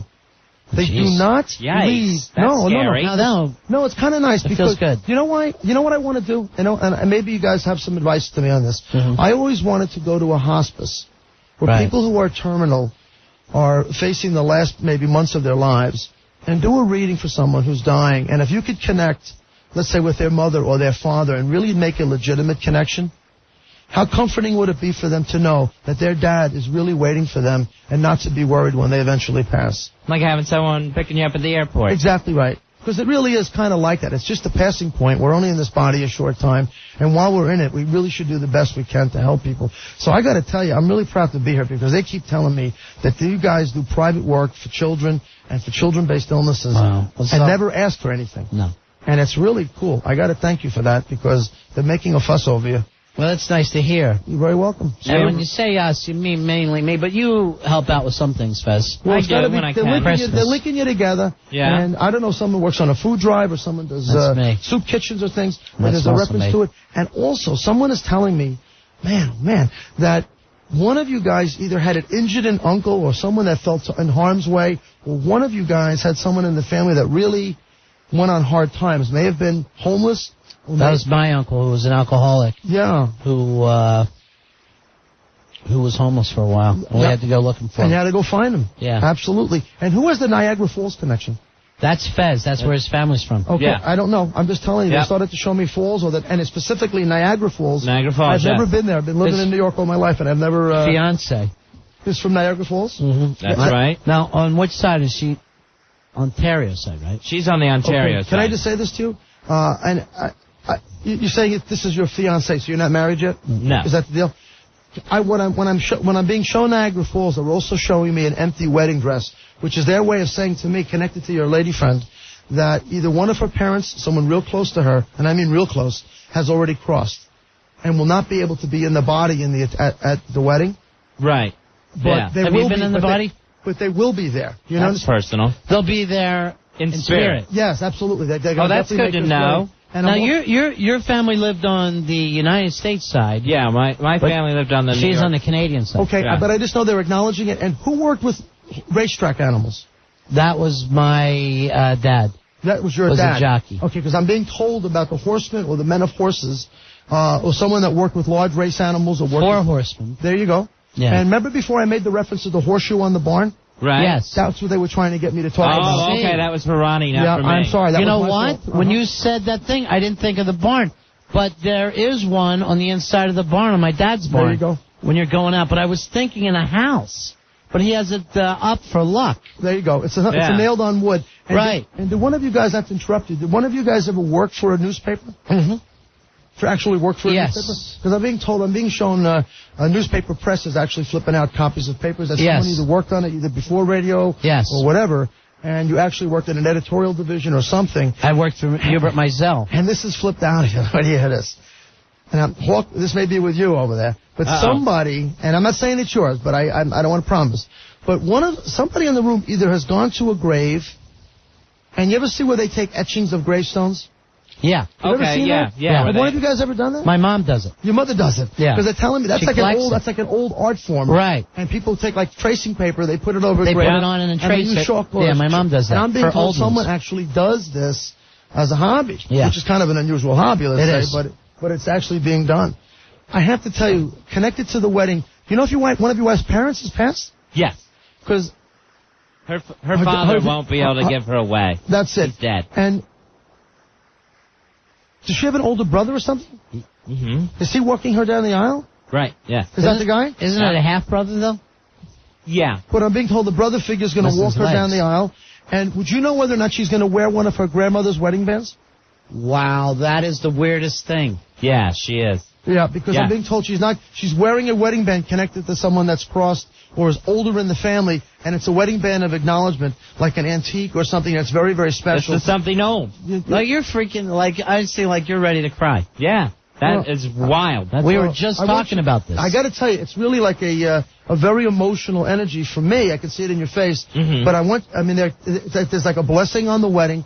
Good. Yeah, absolute. But here on this part, they're telling me about a person that's an older person who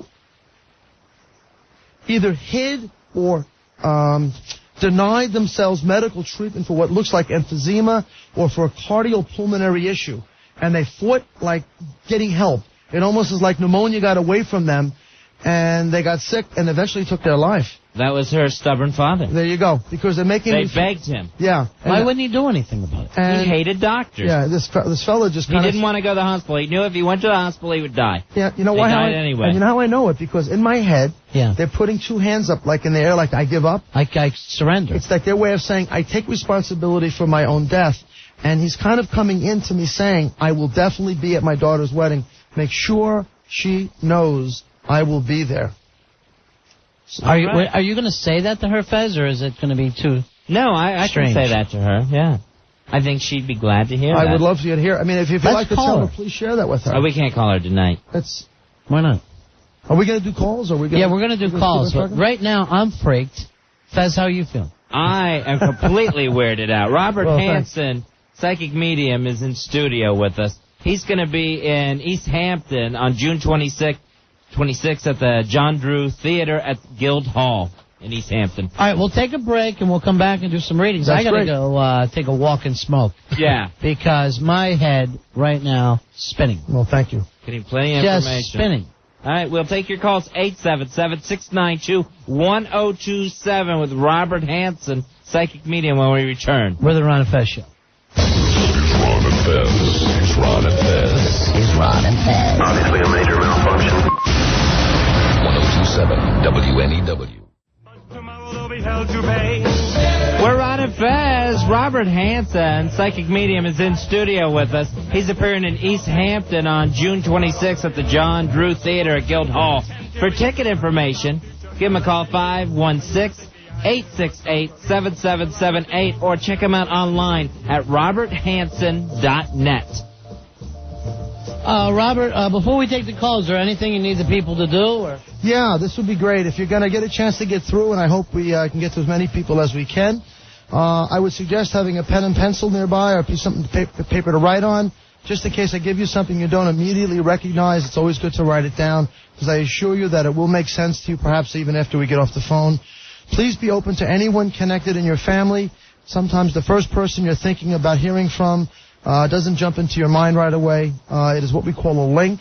So just be open to anyone that may be connected to your family directly. Please just let me know if what I'm telling you is correct. If it doesn't make sense, by all means say, I don't know what you're referring to, and I'll continue to push the reading. And please realize we're limited for time on the air, so we'll try to keep it to about a minute or less, give or take. All right, fair enough. All right, let's go to Sandra. Sandra, you're on Ron and Fez. How are you, Sandra? Oh, hi, boys. Hi, Sandra. You're on with Robert Hanson. Hi, Sandra. Good evening. How are you? Good. How are you? Hey, thank you for calling in. How can I help you?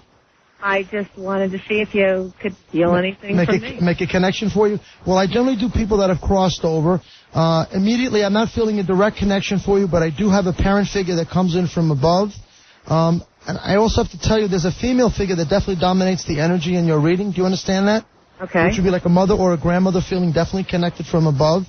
Okay. And do you have, there's a reference to either southern Florida or Florida connected to you. Okay. Do you have family members in Florida? Yes, I do. That are living there currently? Yes, I do. Are your parents down there now? No. Because they're showing me residents in Florida. In other words, not just vacationing, but actually living in Florida? My in-laws. Okay, are living in Florida. Yes. Okay, I'm also going to tell you that there's a reference to someone that either had a filling of fluids in the upper chest. There's like a darkening to my chest as I'm talking to you.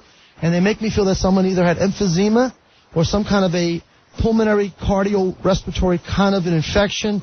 It's almost akin to, I hate to say cancer because it doesn't feel cancer to me. It feels more like a breathing difficulty that invades their lives. Do you understand that? Yes. Okay, and also, who has the two dogs of the same breed? Gosh.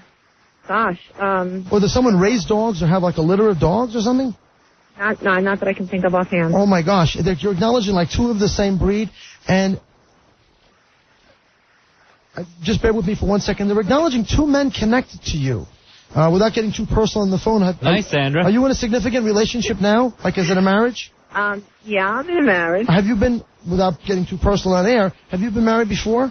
Yes, I have. Because they're acknowledging a double reference in the marriage, and And both her husband are dogs. And I don't want to create any trouble over the area, that's all. I'm just trying to be careful. Connected to your first husband, just kind of think about that for a minute, if you don't mind. Okay. Do you know if his dad has passed? I'm not sure. Because I'm being told about a husband figure, father crossed, and there's a reference to someone kind of trying to reconcile a relationship, and very, very quickly, there is a reference to the side, which is like either a very good friend, cousin, very close girlfriend, or possibly sibling, and that may have been involved or affected by breast cancer. Okay. Do you understand that? Okay. Okay, because they're telling me about a breast cancer passing. All right, so just hold on to that information. Yeah. Sandra, we got to move on if we're going to get more people. Okay, thank you so much for calling in. Here's Brenda. Brenda, you're on Ron of Fez. Hi, Brenda. You're on with Robert Hanson. Hi, Brenda. Is it Brenda? Yes, it is. Hi, Brenda. Thanks for calling. Thank you. Who went to England in your family? Oh, absolutely nobody. What is the reference to London or Europe? Europe, possibly. There's a reference to someone that either went to Europe or went to London to visit. Mm-hmm. Do you understand? I realize people travel to Europe. I understand that. Mm-hmm. But there's definitely Europe, but not England. There's definitely, but it's not just social. It's like business. You know someone does business in Europe? Call no. them. Okay, I'll take you at your face, but it's coming through to me this way. And there's also a reference to someone that was either in the garment district business. Yes, my grandmother was. Okay, because there's a reference to someone in the garment district or someone in the garment district. Mm-hmm. And I've got to tell you, does someone in your family work with special ed kids? Kind of, I do. I teach. Oh, there you go. Because there's reference to a teacher, because they're showing me blackboards with crayons.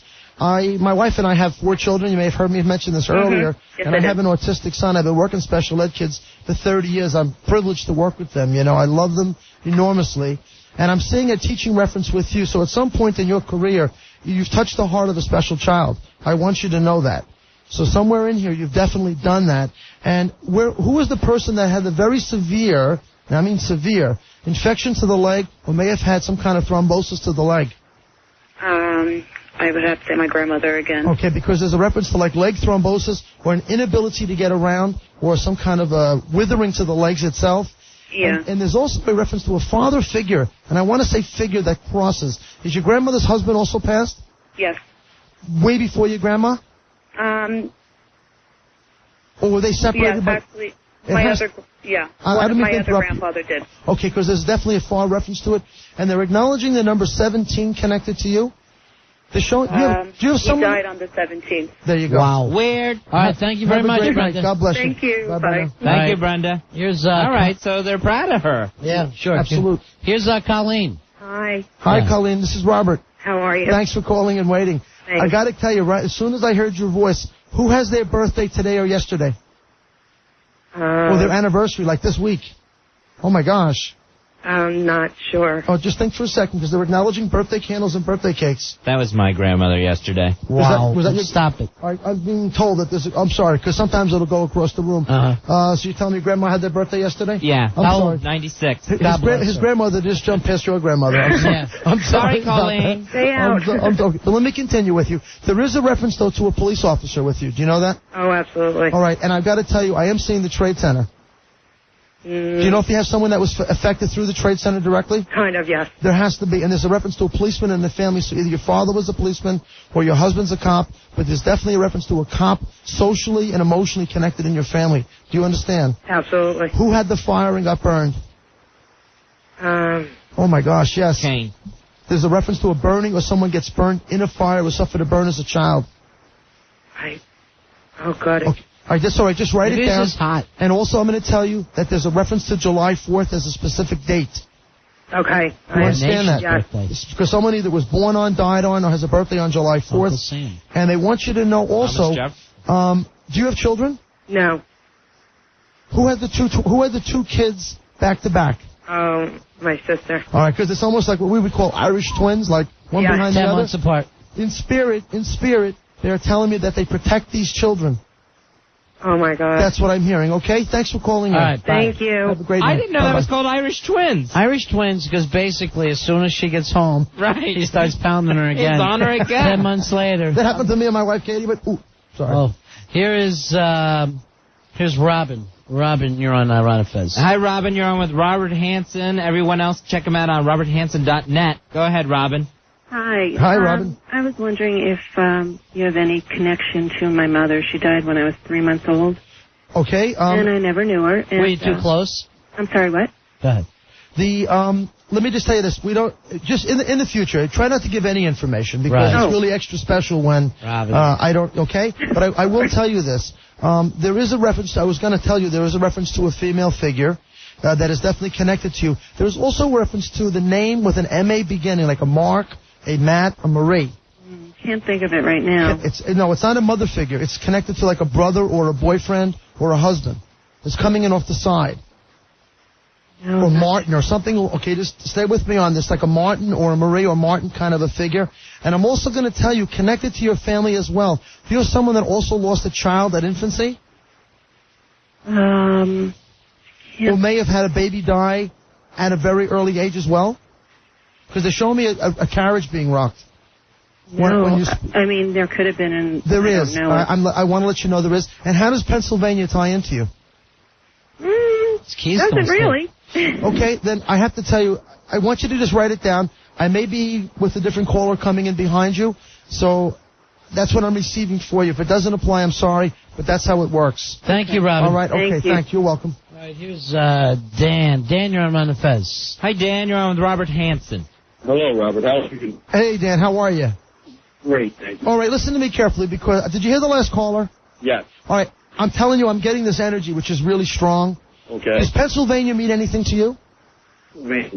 Like a Larry Boa or a Scrapple? I went to camp there for a year. In Pennsylvania. Wow. In Pennsylvania. In Pennsylvania. All right, listen to me carefully. There's a reference to this Pennsylvania connection. Who was in the Navy in your family? The Navy. The Navy. Or someone that does a tremendous, and I mean a tremendous amount of fishing, or worked on cruise ships, or worked on vessels, or worked on the Brooklyn Navy Yard, or something like that. Oh, no one that I can think of. There's a reference to Navy and American flags. Positive. Do you have people in the service in your family? My grandfather in the Army, but he was a medic. He was a medic guy in the Army. How do you have the guy connected to Vietnam then? My father was a draft dodger. During the Vietnam period? I think so. Do you know if your dad has crossed? I know that he hasn't crossed. Your dad has not crossed? No, he will.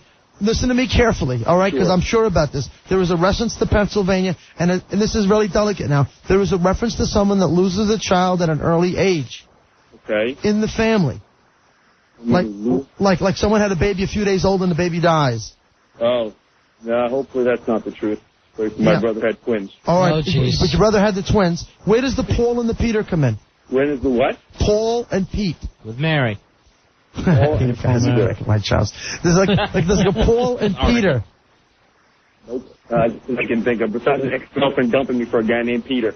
Except for a girl. Okay, thank you very much. Thank you, Dan. We're going to go to Mrs. Staples, who's Billy's wife. How you doing, Mrs. Staples? Hi, guys. I miss you. Hi, Mrs. Staples.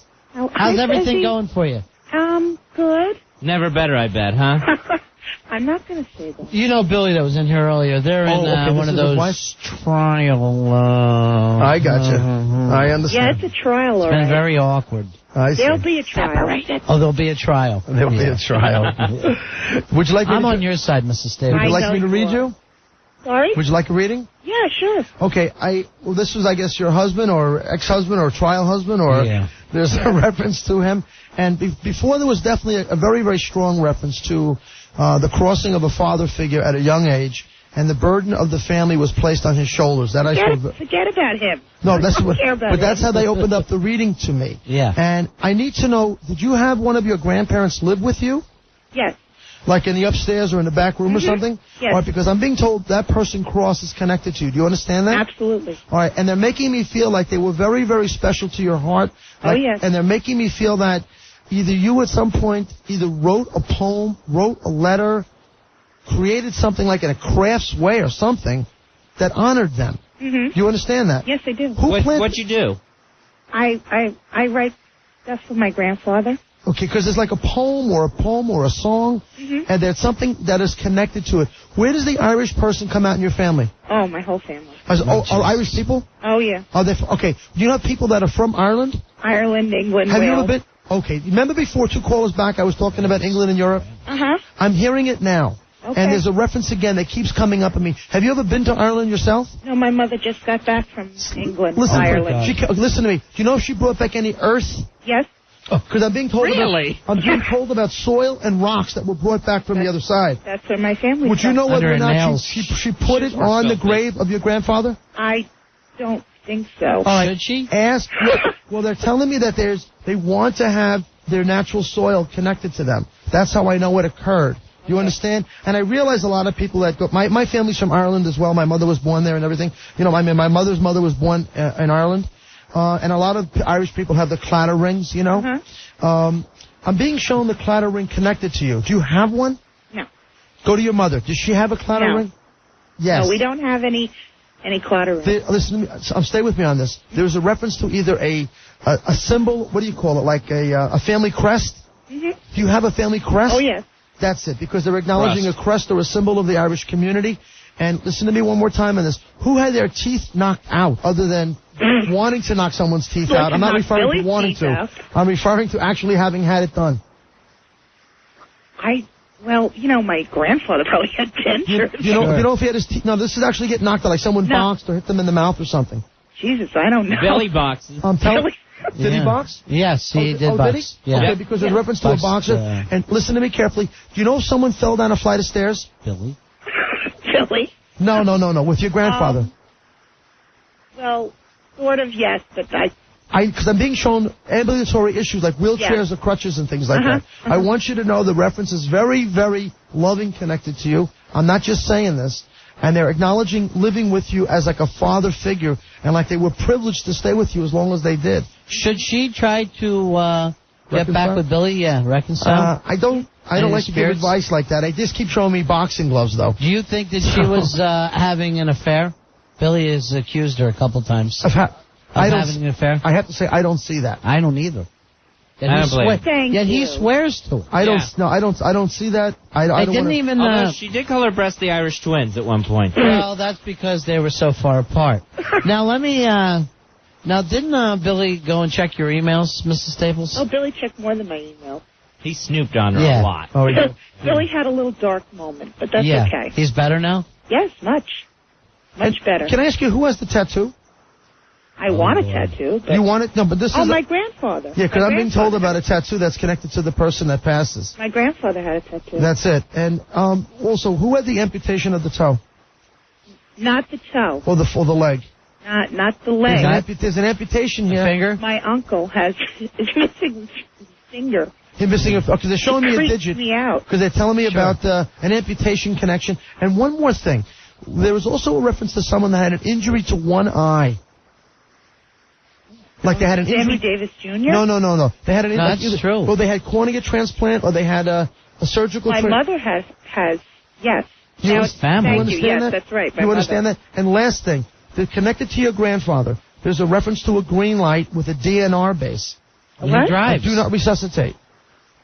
Do you know if they signed a do not resuscitate for your grandfather? Yeah, actually, kind of, yeah. Because they're telling me that he's telling me that he went very quickly. That his energy was disconnected, or they were not going to keep him on life support. Mm-hmm, absolutely. Do you understand that? Yes. Okay, that's what. Both grandfathers. There you go. Wow, they're a mess. Thank you very much, Mrs. Staples. We'll take one more call. Where can people, if they want to contact you or go to see you?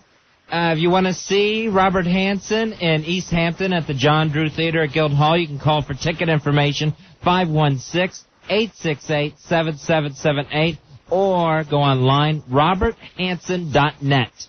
Thank you. Here is we'll take one last person. Here's Lisa.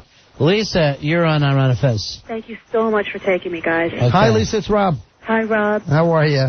Hoping you can make a connection for me. Well, I'll do my best for you. I'm being pulled to my wedding band right out of the gate when I talk with you. Okay. And I got to tell you something. Either you have a girlfriend that's very close to you or a sister figure that is close to you that has lost a husband figure. Yes. Do you understand that? I do. Okay, because I'm being told about a man that crosses at a young age, and it's a sudden or an unexpected passing. Do you understand that? Yes. Okay. Where is the artist in your family? They're showing me easels and paintbrushes. Do you know if someone did like a rendition or a painting of this guy or did a memorial for him? No, I do not. Okay, I want you to know that there's a reference to a memorial connected to the man. In your case also, there's a reference to a police badge. Where are the police officers in your family? My husband's side. There you go. And do you know if your husband's dad has passed? Has not. There's a father figure that's coming through to me here. Okay. Has your dad passed? No. Okay, I got to tell you, there's an adult male father figure that connects in this reading through the man on the police officer's side. That's definitely connected. Okay. And where does the G sound come through for you? G. Yes. Don't know G. Front. No, I'm sure about it. GVAC. Okay, I got to stay with you on this because I'm positive what I'm getting. Okay. And I have to go back to one of your girlfriends lost her husband? Yes. Do you know if it was connected? I hate to keep bringing up the Trade Center, but it feels like there was a link to it. Yes. You understand that? Absolutely. Like either they were a stockbroker or... Because they keep showing me cops in my head, which of course there were so many wonderful patrolmen, firemen. We all know about the great heroes that were at the Trade Center that day, you know? I keep seeing it. Yes. Do you understand that? Yes. Okay, we're kind of coming to the end of the hour. I do want you to know, your girlfriend, please let her know that her husband is attempting to come through for me on the reading to let me know that he just crossed over safely and that he was guided by others like himself. I'm not sure what that means. Do you know if he was in a stockbroker's business or something? Yes. Okay, do you know if he was with Cancer Fitzgerald or one of those companies? Yes. Okay, I'm leaving you with that because that's what I'm seeing. And there's one more thing. They're acknowledging the number 27 with you. 27. The 27th of a month. Like a 2-7, like February 7th or the 27th. That's the day my grandmother died. There you go. Congratulations. All right. Have a great night. Thank you. Thank you for talking to me. Thank you. You're very welcome. Robert Hanson, thank you very much for being in It's been an honor to be here, guys. It's a lot of fun being here. I gotta tell you. We'll have you back sometime. You guys Rob. are great. Thank you so much. Yes, fellas. we are. Thank you. Robert Hanson, again, he's going to be in East Hampton on June 26th at the John Drew Theater at Guildhall. That number for ticket reservations, 516-868-7778 or roberthanson.net online. We'll be back. When we come back, let's give away some of the Woody Allen passes, Fezzy, and give people a chance to come in here on Friday night, Fezzy, and play You Know You Need Unique New York. It'll be a big-ass game show on Friday. Right now you can qualify and win yourself a pair of tickets to see an advanced screening of the new Woody Allen film, Hollywood Ending, that opens nationwide May 3rd. 877-692-1027. We're on a Fez. 1027 WNEW, New York. I have a perfect broadcasting live from beautiful Midtown Manhattan, where on a clear night you can almost see Saddam Hussein unveiling his new play to everyone but the UN weapons inspectors. It's the Ron and Fez Show, and I'm your announcer, Tenacious C. And now let's introduce your hosts. Two guys who think anytime the word mule shows up in a story with a 5-year-old, it's a good thing. Here they are, Ron Bennington, Fez Whatley, radio's pampered pair.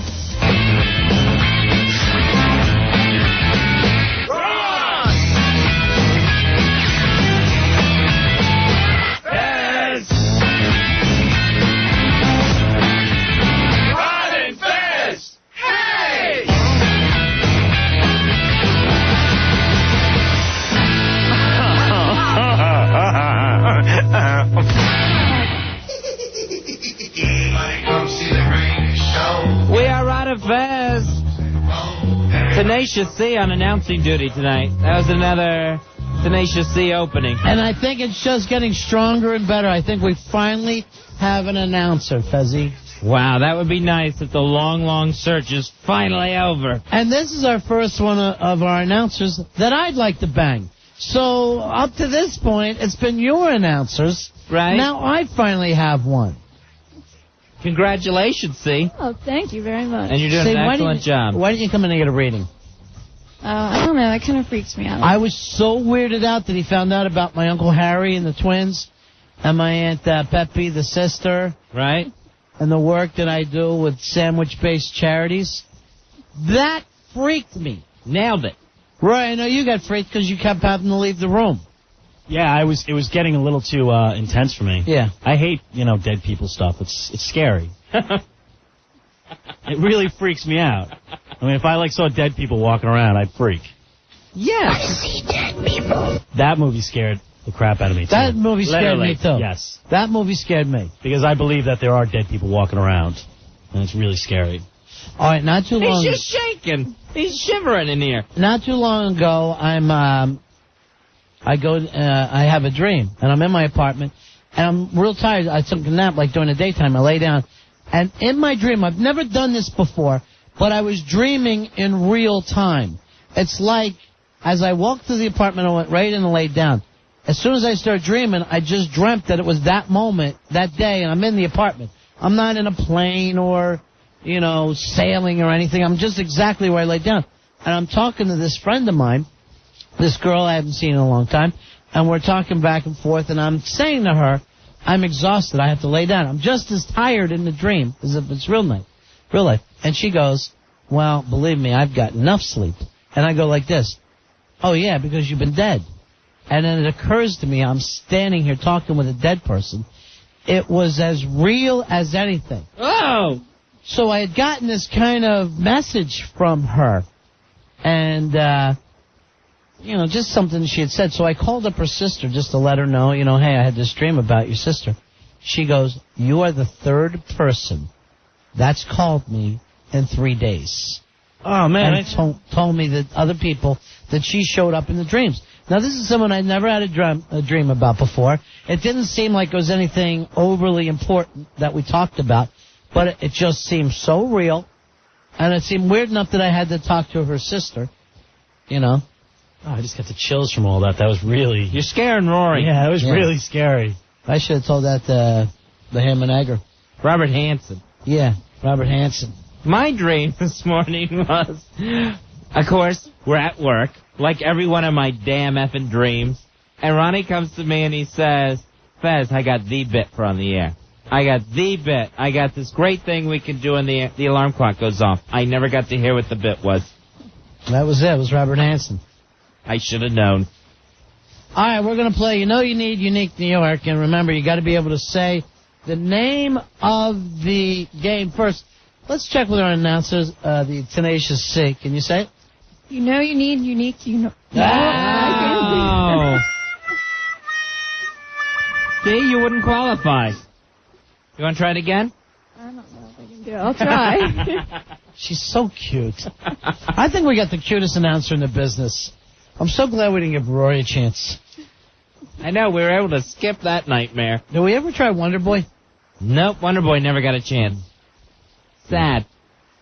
So we will play You Know You Need Unique New York. Hey, Fez, any instant feedback? IKEA Boy says the bit that you were trying to work on was the return of Johnny Human Seed. The one big bit that's going to make us. IKEA Boy listens to the show way too much. He is our listener who gets it. 877-692-1027. You know you need unique New York. All right, your chance to qualify to come into play. You know you need Unique New York, the big-ass game show this Friday on Ron and Fez. Grand prize winner will receive a men's 18-karat Tourneau Safari watch. Tourneau, the world's largest watch store since 1900, with over 100 brands and 8,000 styles. And if you get your question right, not only do you qualify, you also win a pair of tickets to see an advanced screening of Woody Allen's new film, Hollywood Ending. Hey, Greg, you're on Ron and Fez. What's the name of the game show? You know you need unique New York. What do you think, Fezzy? I had a lot of trouble with a yacht. Hey, Dave, what's the name of our game show? Hey, this is Dave from Manhattan. Dave from the WWF contest. The fat guy, the teacher. Anyway. Oh, all right. Well, then you're not qualified. Wait, hold on. I got it. That means you've won in the past 30 days, so you're not qualified. I didn't think it was that fat. Hey, Jeannie. You're so unqualified. Janine. Hello. Janine, you're on Ron and Fez. You know you need unique New York. Ooh. All right, Janine, here's your You Know You Need Unique New York question. Jeannie, who was the first mayor of New York City to live in Gracie Mansion? Oh, God. LaGuardia? There's the winning cowbell, Janine. All right. Hold on, Janine. You're coming in. You've qualified to be here on Friday to play the big-ass game show version of You Know You Need, Unique New York. All right, let's play another one, Fezzy. Let's pick up another contestant. All right, let's do that. 877-692-1027. You know you need unique New York. All right, Diane, you're on Ron and Fez. Hello? Hey, what's the name of our game show? No, you need Unique New York. Ooh. Why don't you do it again real quick? And Without the big pause. You need Unique New York. Okay, we're going to give it to you. Diane, what part of New York City was formerly known as Blackwell Island? Staten Island? Staten Island. Oh, thanks, guys. Thank you. Sorry. Chris, what's the name of our game show? Hey, guys. What do you call the game show, Chris? Hey, Chris. You know you need Unique New York. Okay. What part of New York City was formerly known as Blackwell Island? Was it Roosevelt Island? The very beautiful, scenic Roosevelt Island. Yes. There's the big-ass cowbell. Chris, we'll see you on Friday to compete for the grand prize, a men's 18-karat Chernow Safari watch. You know, it was also Roosevelt Island was known as New York's Maui. Really? Maui. Nice. And most of the Spider-Man movie will take place on Roosevelt Island. So you see a lot of that. Also opening May 3rd. At least off the bridge. Hey, Stevie, what's happening, buddy? What's up with Foundry Music, Steve? Steve, come on in. What are you up to? Oh, he's lit.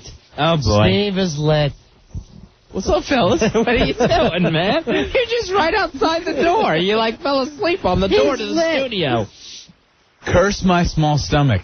Where were you tonight? I was at STP at Hammerstein. Is it over already? No, it's not over already, but I just felt myself getting more and more inept, so I stumbled out the door as fast as I could, left Ben and Earl and Stinky there, and felt myself wandering into a cab.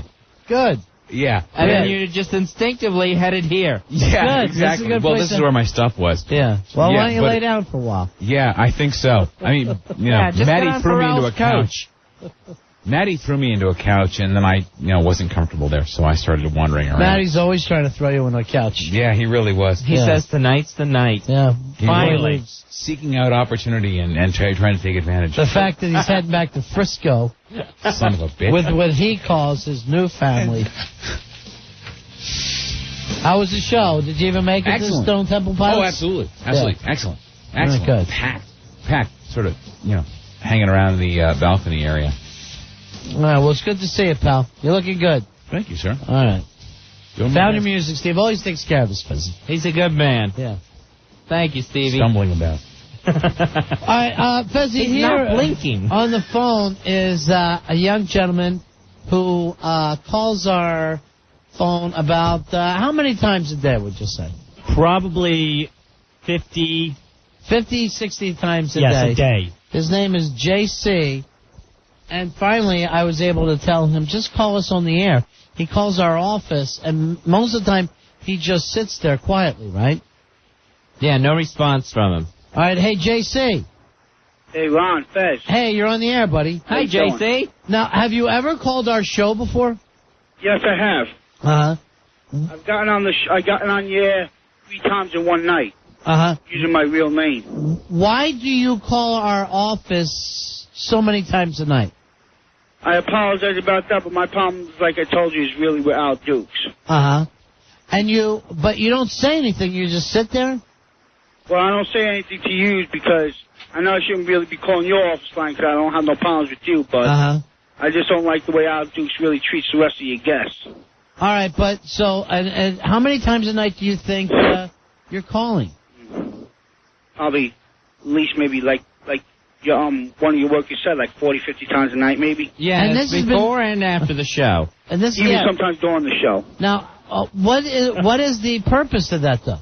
No purpose, really. Yeah. I mean, are you hoping to scare him or frighten him? No, not really. I'm just trying to, basically, if I could say this on the air, break his balls, you know? Right. Yeah, just like he does everybody else, just like he does the rest of your guests, the female guests that you have. Right. All right, let's bring Al in and see if we can't work this thing out with JC. So JC doesn't feel that he needs to do this anymore. Now, Al, I've asked you, how long is this going on with our phone? Is this constantly ringing? It's been going on for months. You can't come popping in here as gay as a cricket. Would you like to... Would JC like that? Would you like to work this thing out with JC? It fits him so good. Yeah. Yeah, quit calling the office. Well, how is that see what working? he's doing? See, JC... Exactly what I mean, guys? Yeah, I see what you're saying. JC calling the office is the result of the problem. You need to fix the problem. Yeah, but you calling the office, either just leaving burps on the machine or not talking, it's not going to solve your problem. Yeah, but I know that annoys the hell out of you, though. No, I erase it immediately. It doesn't bother me. But you still listen to him, though. How is this helping now? Yeah, that's what I want to know. How is it helping leaving the messages? Because I know it annoys you so damn much that you can't really get any other messages. Yeah, but do you have that much time on your hands that you could just leave? Well, apparently I do if I'm doing it. What we want to do is fix things between you and JC, Al, so JC doesn't feel he needs to do this anymore. Well, what do you think? What is the answer, JC? When's your next big fight? Night of big fights. We're going to do one in about less than a month, probably. Oh, really? Yeah. Well, are you available then, Al? You want to fight me? If that's what it's going to have to be. I mean, I'd rather not do that. I'd rather do something else, like, do you shoot pool? Pocket pool. Why don't you two get together and play pool, Al? Well, I don't want to get together with now, the guy. Al, Don't get together like that. Come on now, Fez. Now, I mean, Al, didn't you say that you called his house and talked with his mom before? Yeah, we've spoken to your mother before. She said... How can you do that? Meanwhile, I've been pushing star 67 every single time, and my number's been coming up unavailable. Yeah, but we have it from before, when you used to do this to other shows. How? We have your number, and your mom said, ooh, he must have got the phone again. Well, then You're not even supposed to be having the phone. Before, then you should know that I'm using a fake name right now. Genius. All right, but here's the thing, JC. Does your mom not want you using the phone? No. It's not that she don't want me using the phone. Does she know what you're up to every night? Not really. Uh-huh.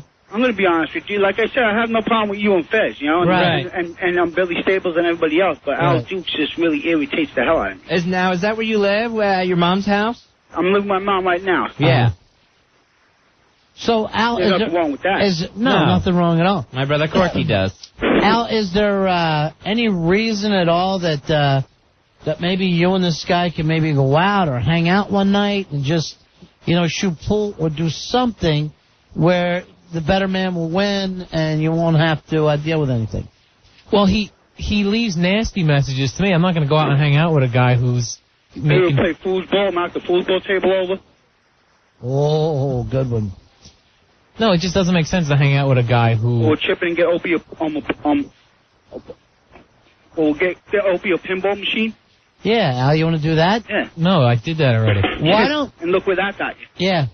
Al, why don't you invite him in one night? We'll put together some kind of contest between the two of you. I'm not much of a drinker, so the drinking game is out. Yeah, no drinking. Yeah, we wouldn't have you drink. He'll definitely win with that, I'll tell you Maybe that right something now. I doubt it, but no, we wouldn't do it. Battling tops or something along those lines. Rock'em sock'em robot. And then if I win, then he stops annoying me? Yeah, that's fair enough. JC? Well, if I win, now what if I win?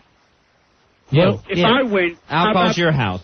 No, no thanks. What do you want him to do, JC? If I win, how about Al has to run around the block in his underwear? All right, you want to do that, I love Al? it. We'll do it around the block in the underwear. Yeah, and what's the competition? What's the competition? Yeah, we got to come up with that. All right, anything you want. Rock and roll Jeopardy or foosball. It doesn't matter to me, Al. Yeah, I'm in for anything. For you guys to stop this problem between the two of you. Do you still have the pinball machine there? Yeah, we still have the pinball machine, yeah. You have the Terminator one? Yeah. Yes. Well, whatever you want to battle, anything. All right, you want to do it this Friday night? Sure. I'll try to be down there Friday if I can. If not, can we make it next Friday? Sure. We'll do that. All right, JC? All right, I'm going to put you on hold. We're going to get your number and then work this out, okay, buddy? All right. All right, now we got a new pal. His name is JC. I love it. And now my JC... real name is Steve. Okay, Steve. Steve to JC. Now, we won't have to worry about you calling tonight and burping in our office, okay? Like I said, my problems were never with you. All right, thank you. I'm sorry for calling your answer for your office in the first place. All right, but Steve, let me just say this. Last night when I picked up the phone and I'm going, what's going on? You wished death on my family. I apologize about that. And actually mentioned the I correct know. sexes of each person. Yes. You know, and you were wishing death. So that's what I'm saying. You know, you don't want to do that. You know, you don't mean that. Because now we're pals. Yeah. I apologize about that. Okay. And whatever your listeners are going to think about me, let them think what they want, but I apologize. All right, Steve, the other thing is take the hex off my family, okay? Please. It was already off. Okay, good. Good. And see, Al, this is how easy it was. Instead of yelling or trying to call his mom, you just go, look. For months. I know, he goes right to my mother. Right, instead of attacking the mother. I just go, look, you call the office all the time. You must like the show on some level. Why don't you come in and hang out with us one night? And he says immediately, hey, that would be fun. Yeah. So all this little war that you've created in our office, Al, is done. I called up a while back when you were gonna set me up on that date with that heavyset woman that loves to dominate men. I'm not sure about it. I'm like smack men around and stuff. You want to be smacked around by a heavyset woman? No, but you remember she called up a while back. It was like last year or something like that. All right, we'll check on that. But no, I don't want it, but I'm just saying that I was supposed to get back to me on that. He never did. Oh. All right, hold on, Jason. I mean, Steve. Steve, yeah. All right, hold on. All right, Steve. We'll have you in, and you'll compete against Al Dukes. All right, we'll get your number, and then we'll work out when we can have you on the show. He seems like a nice young man, Fezzy. I know, and isn't it much easier to make friends with people, Al? Yeah. Than to just annoy everyone to the point of where they want to kill you? Well, he started it with me, so I was giving it back to him. Al, here's the thing. You know that we love being a gang of misfits. Okay? Yes. All right, Fuzzy, we have got the Osbournes show coming up. We're going to do the big-ass simulcast. Nice. The Osbournes on MTV coming up soon. But before that, can we quick do a moment of silence for the great Linda Lovelace? Yes, we can.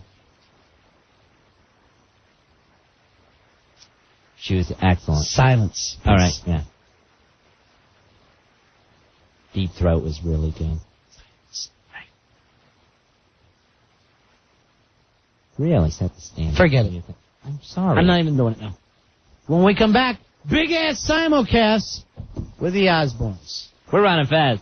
Ron Fez. 1027 WNEW.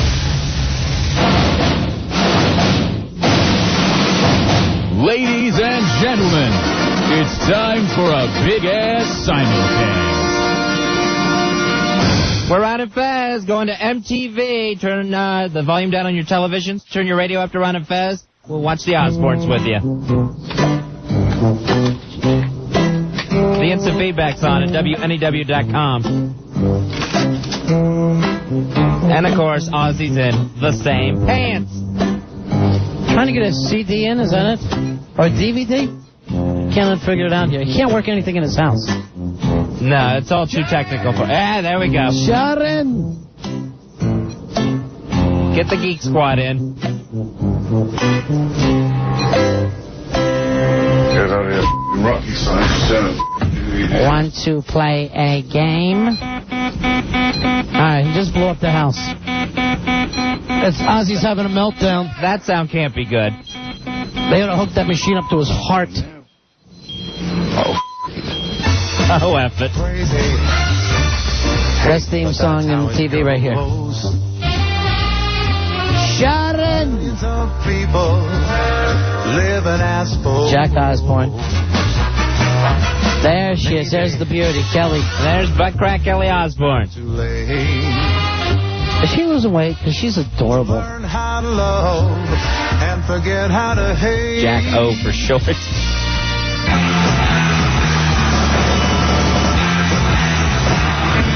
We're on delay. We never fixed the delay. It says we have no delay. We should be in real time.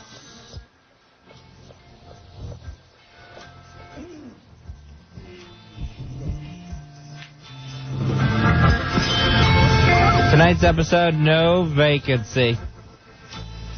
Is that... Who are we seeing sneaking around here?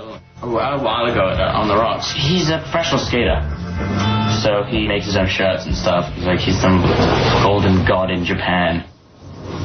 It's kind of funny. Oh, nice. So Jack Osbourne's got a friend staying over, a skater, he's already called a golden god. Thanks. You're the best.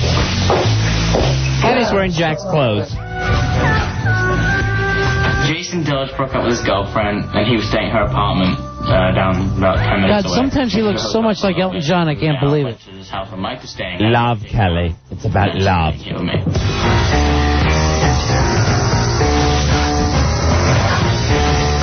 I don't know where he come from. I don't know how he met him. I don't know where he. He just feels comfortable enough to fry eggs in Ozzy's I house. don't know. I mean, he may be working for me. How the going on things going around here? Am I in your seat? Am I in your seat? No, don't I'm going to give it a few days. I'm going to ask a few questions in a few days.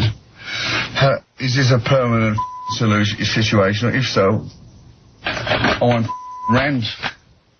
It's the wrong pen. This deadbeat is just becoming Ozzy Osbourne's Kato Kalin. Ozzy needs that like he needs to lose another brain cell. You haven't got the dog around here? No. Look, that Jack, the glasses are so thick you can't see who comes in. This house has cost me a shit. She demolishes my bed. She chews my furniture. It's not on, babe. I love Lola. Oh, don't get me wrong. I really love Lola. And Jack loves Lola. But Jack also loves to go to night clubs. And what I don't like doing is pick... I don't mind a little Pomeranian turd. But when that bulldog unloads, you gotta get an earth moving, that gas mask Talking about in the crap kitchen. again. It's like plutonium turds. It's nothing but dog crap with these people. Who told you that? How long ago? That sandwich never stood a chance. Let me call you back in 5 minutes. She's not big. Did somebody give Lola away to him? Lola. Can I just say one thing, Dad, before you call Mom? You don't give a about the dog. Kelly, you don't give a about your dog, your cat. Oh, she's taking food out of her mouth. Pre-chewed food. You don't, Kelly. Isn't that post-chewed? You know, I'd really appreciate. She's having a whole pizza. You know, this is. And that's why she's waiting for her order. Times now you've done this long, and I've really had enough of this. How would you like it if I were to give them anywhere without telling? That's fine. Because I can, I know a lot of people might like those dogs. Who's he yelling at about the dog? Oh, here's the deadbeat. He smelled food. The instant feedbacker calling it the guy on the couch from Half Baked. Gone out with their friends. Oh, Jack has called me and already had a go at me about the dog. No, I told him. Another thing you said, it was this new kid living in my home. What kid? Kill the effing dogs. You drink much? Yeah. You drunk? Nah, yeah. Hi. You having fun?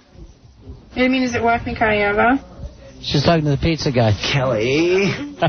How do I get there? How soon can you get over here? Sunset to...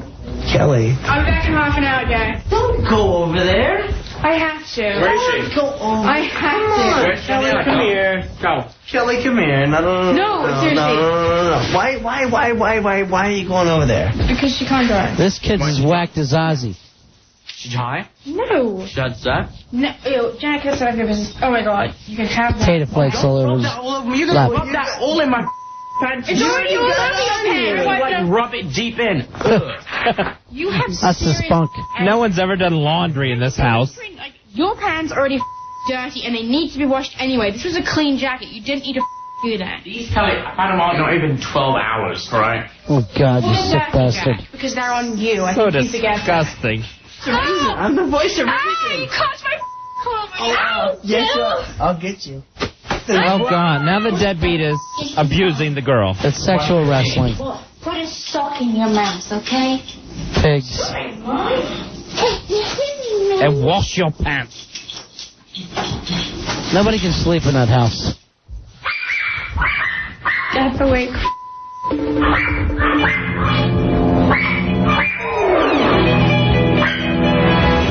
Uh-oh. It's the Prince of Darkness. Here we go. I'm fine. These kids hiding in there were talking loud and woke me up. Amy's home. That also has to So. Do you know what I don't get about Mom and Dad, though?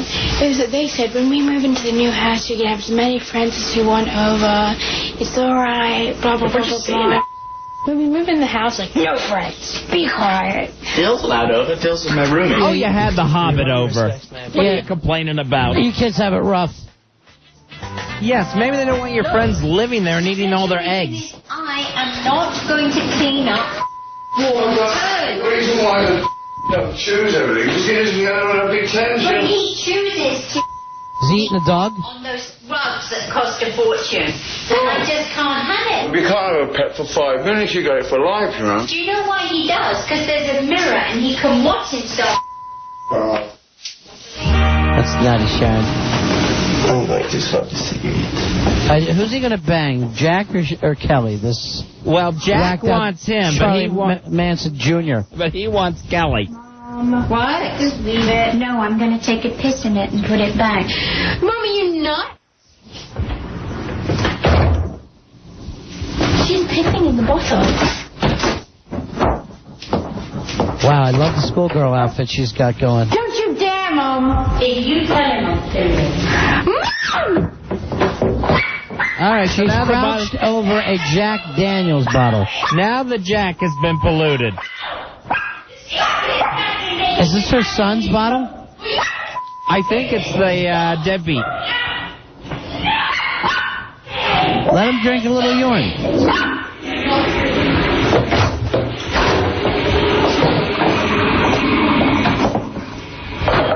Oh, so Kelly poured it all out. All right, Kelly, Miss Drama Queen. Hold on, Mom. Miss Prom Queen. Drama Queen. Oh. Starving and disgusting. What's disgusting? I don't think it was disgusting. It is disgusting, it isn't. You've got mud on your heels, cleaning. It's just as bad as when you and Dad banged weed when we were in Hawaii. She loves it. She loves her fights. Try another Jack Daniels. Yeah.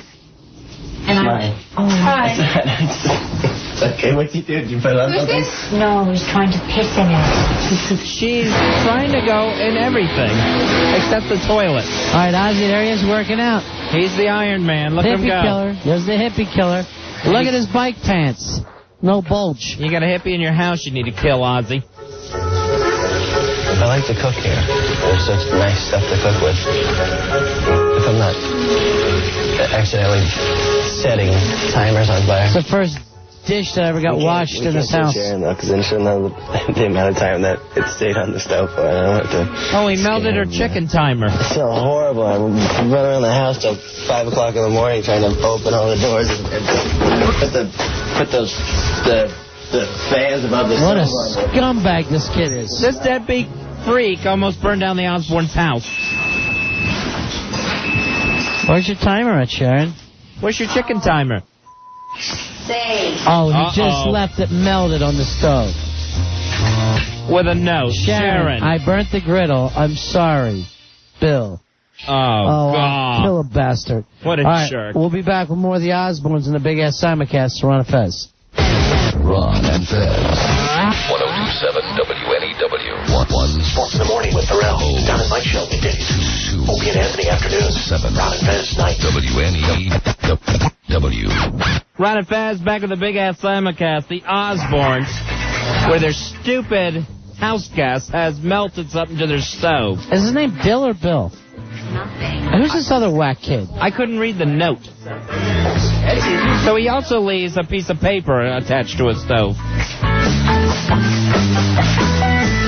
Ozzy's life is a nightmare. So they're trying to clean the stove while this idiot's reading their magazine. Playing pool at their house. What a deadbeat. It's like having Charlie Manson stop by the Beach Boys. Or the La Biancas.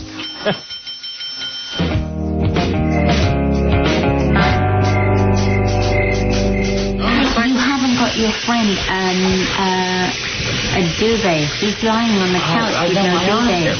Duvet. He's like, no, I'm okay. But and there's that cashmere blanket on there. Didn't realize he was in there. Oh, you didn't? No. Just staying for like 3 or 4 days. Get a dishwasher in this house. It's a $4 million house. A good friend of mine is he does this and he wants to, he's sorry if he stayed for a couple of nights. And I go, sure. But when he comes in, he goes, and he comes in and he scratches his hand, he walks around my head, and he goes to, and I go into Jack to ask him to borrow a razor blade, and there's a Billy Kidman at the house. Moving, and I go, what the f***'s that? And he goes, it's Jason, man. Oh, Jason who? Who the Jason? Ozzy doesn't remember me. Every time I meet him, he says, nice to meet you. Maybe you quit digging at your own flesh, you scaby-ridden fool. Privacy, you know. He needs privacy. Do you have a toothbrush holder for me? Uh-huh.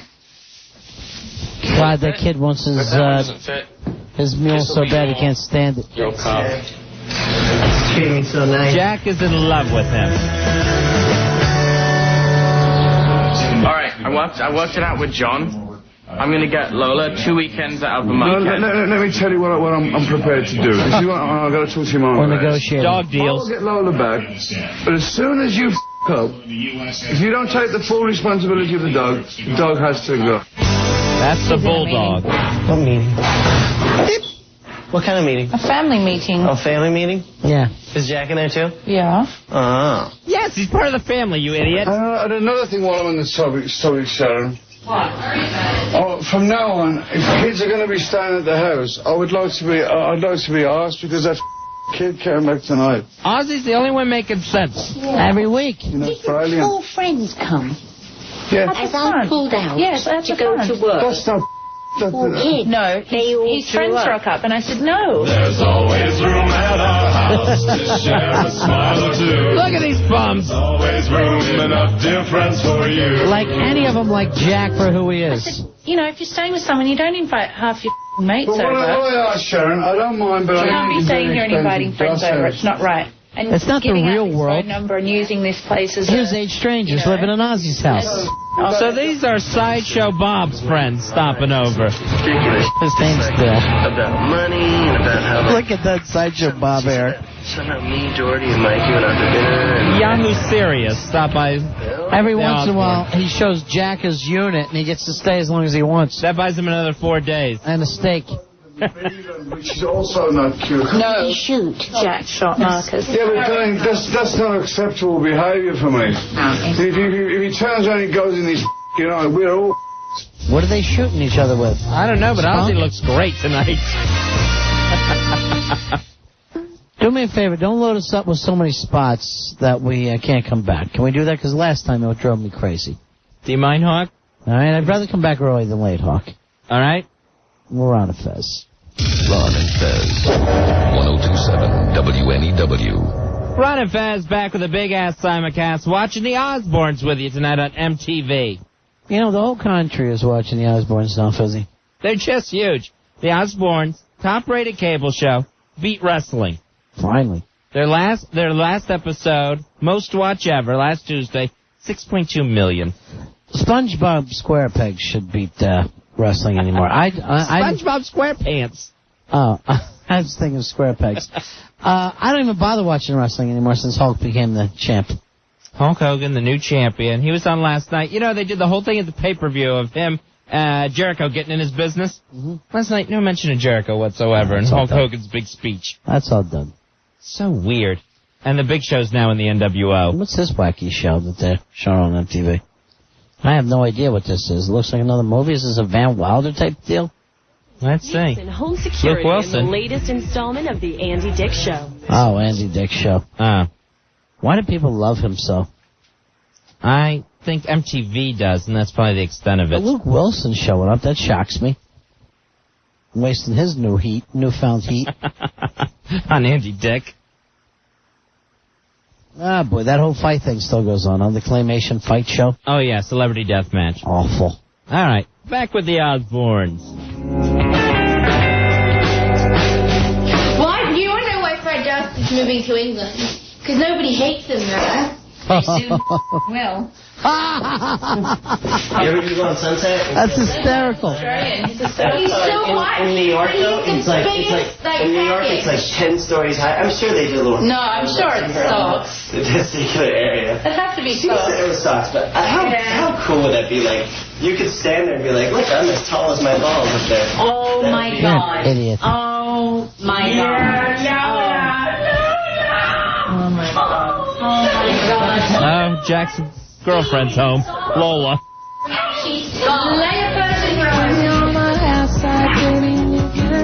He loves that dog. He loves the water around it. Oh, they finally filled up the damn pool. Nice. There's Jack swimming in long pants. Nice from the filter, Jack. It's a true love story. He even wears his glasses as he dives. They're like a scuba mask anyway. He's as balding as outdoors. Who's got more flab on him, Lola or Jack? Well, they both have rolls of fleshy skin that's I can't believe we're on the squeeze. MTV showing someone swimming topless. Look at those pups. With jugs. Oh, nice, Jack. You drowned the dog. It's just puking up. The dog just spewed all over the sidewalk. What are you doing, Kelly? Your scalp's really red. Yeah, it's from the bleach. The dog humping it all night. My hair's so up. Too much. You caught scabies from your house gas. Got nothing in it. That's a little bit provocative. I'm always really scared when I'm Oh, good. He's showing Kelly porn now. Come outside. I think they're digging each other. Smoking or being drunk. Hey, what are they supposed to be advertising here? They're playing doctor. I told you, get those accommodation signs and put them out the front. I'm gonna Up in an hotel. He's got to tell them.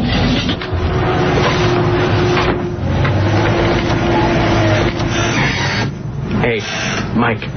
My mom says Dill has to go. My mom says Dill has to go. Yes, he's been there a month. What should I tell him? Yeah. It's like asking how I should break up. All right, who's got the sharp knife? They're going to kill Dill. I just gotta tell him. It's gonna be tough, though. Yes, because you want him so badly. Treat him like he was Meatloaf in Rocky Horror. Walk in just covering your breasts. Maybe he'll take it easier. He's going to fetty touch Jack. What should I say now? I'm telling you, Mom wants you to leave, or... Just put it on me. I don't care. No, we just got to say that we need family time with our disturbances. How about tell him you don't live here? So visit every once in a while, but you can't live here. So get your scratchy head out of here. You can go for a couple of days. Can you go for a couple days? My parents just kind of want, the house to kind of start quieting down and stuff. You don't mind? I don't even think he hears you. Just for like 5-6 days, right? 5 or 6 now? What? It went from 2 to 3 down to 5 or 6. It's don't come back, you retards. Look at you, scumbag. Get the F out. Look how much ownership we've all taken of the Osbournes. I hate this kid, though. Just because Jack is a fag doesn't mean this kid gets to take advantage. I'm going to give the family a break for a couple days, Because I'm going to give the family a break. How kind of you. Right now I'm going to stay at my friend Anthony's house, another pro skateboarder. Yeah, you're such a pro skateboarder. Try to come back here. Yes. He'll try to come back here. He loves it. Get out. Yeah, the food's free. Don't talk down to me. Get out of town, Carrot Top. I'm going to be the envy of boys across the world. Yeah, but boys across the world.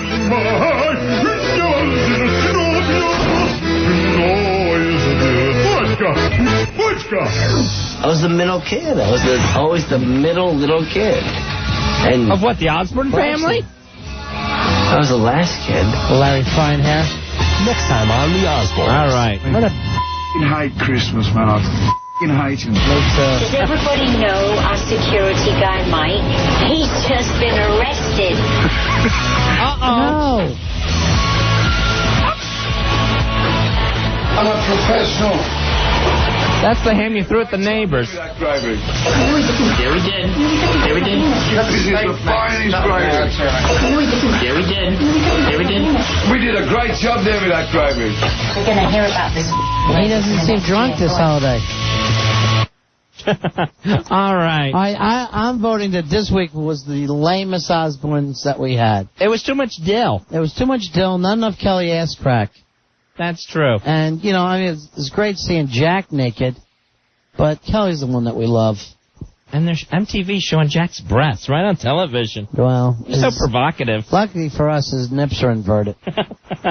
Next week, it's the Osbournes Christmas special, it looks like. Which and the is- security guard gets arrested. Mike arrested on probably some kind of statutory rape charge. We'll find out why Grady gets arrested next week. He's grabbing his heart and saying, Lamont, I'm leaving. It's the big one, Elizabeth.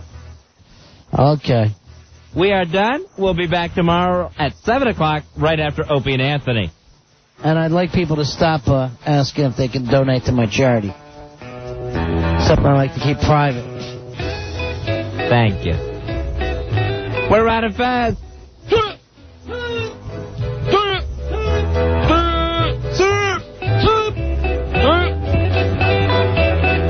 See ya.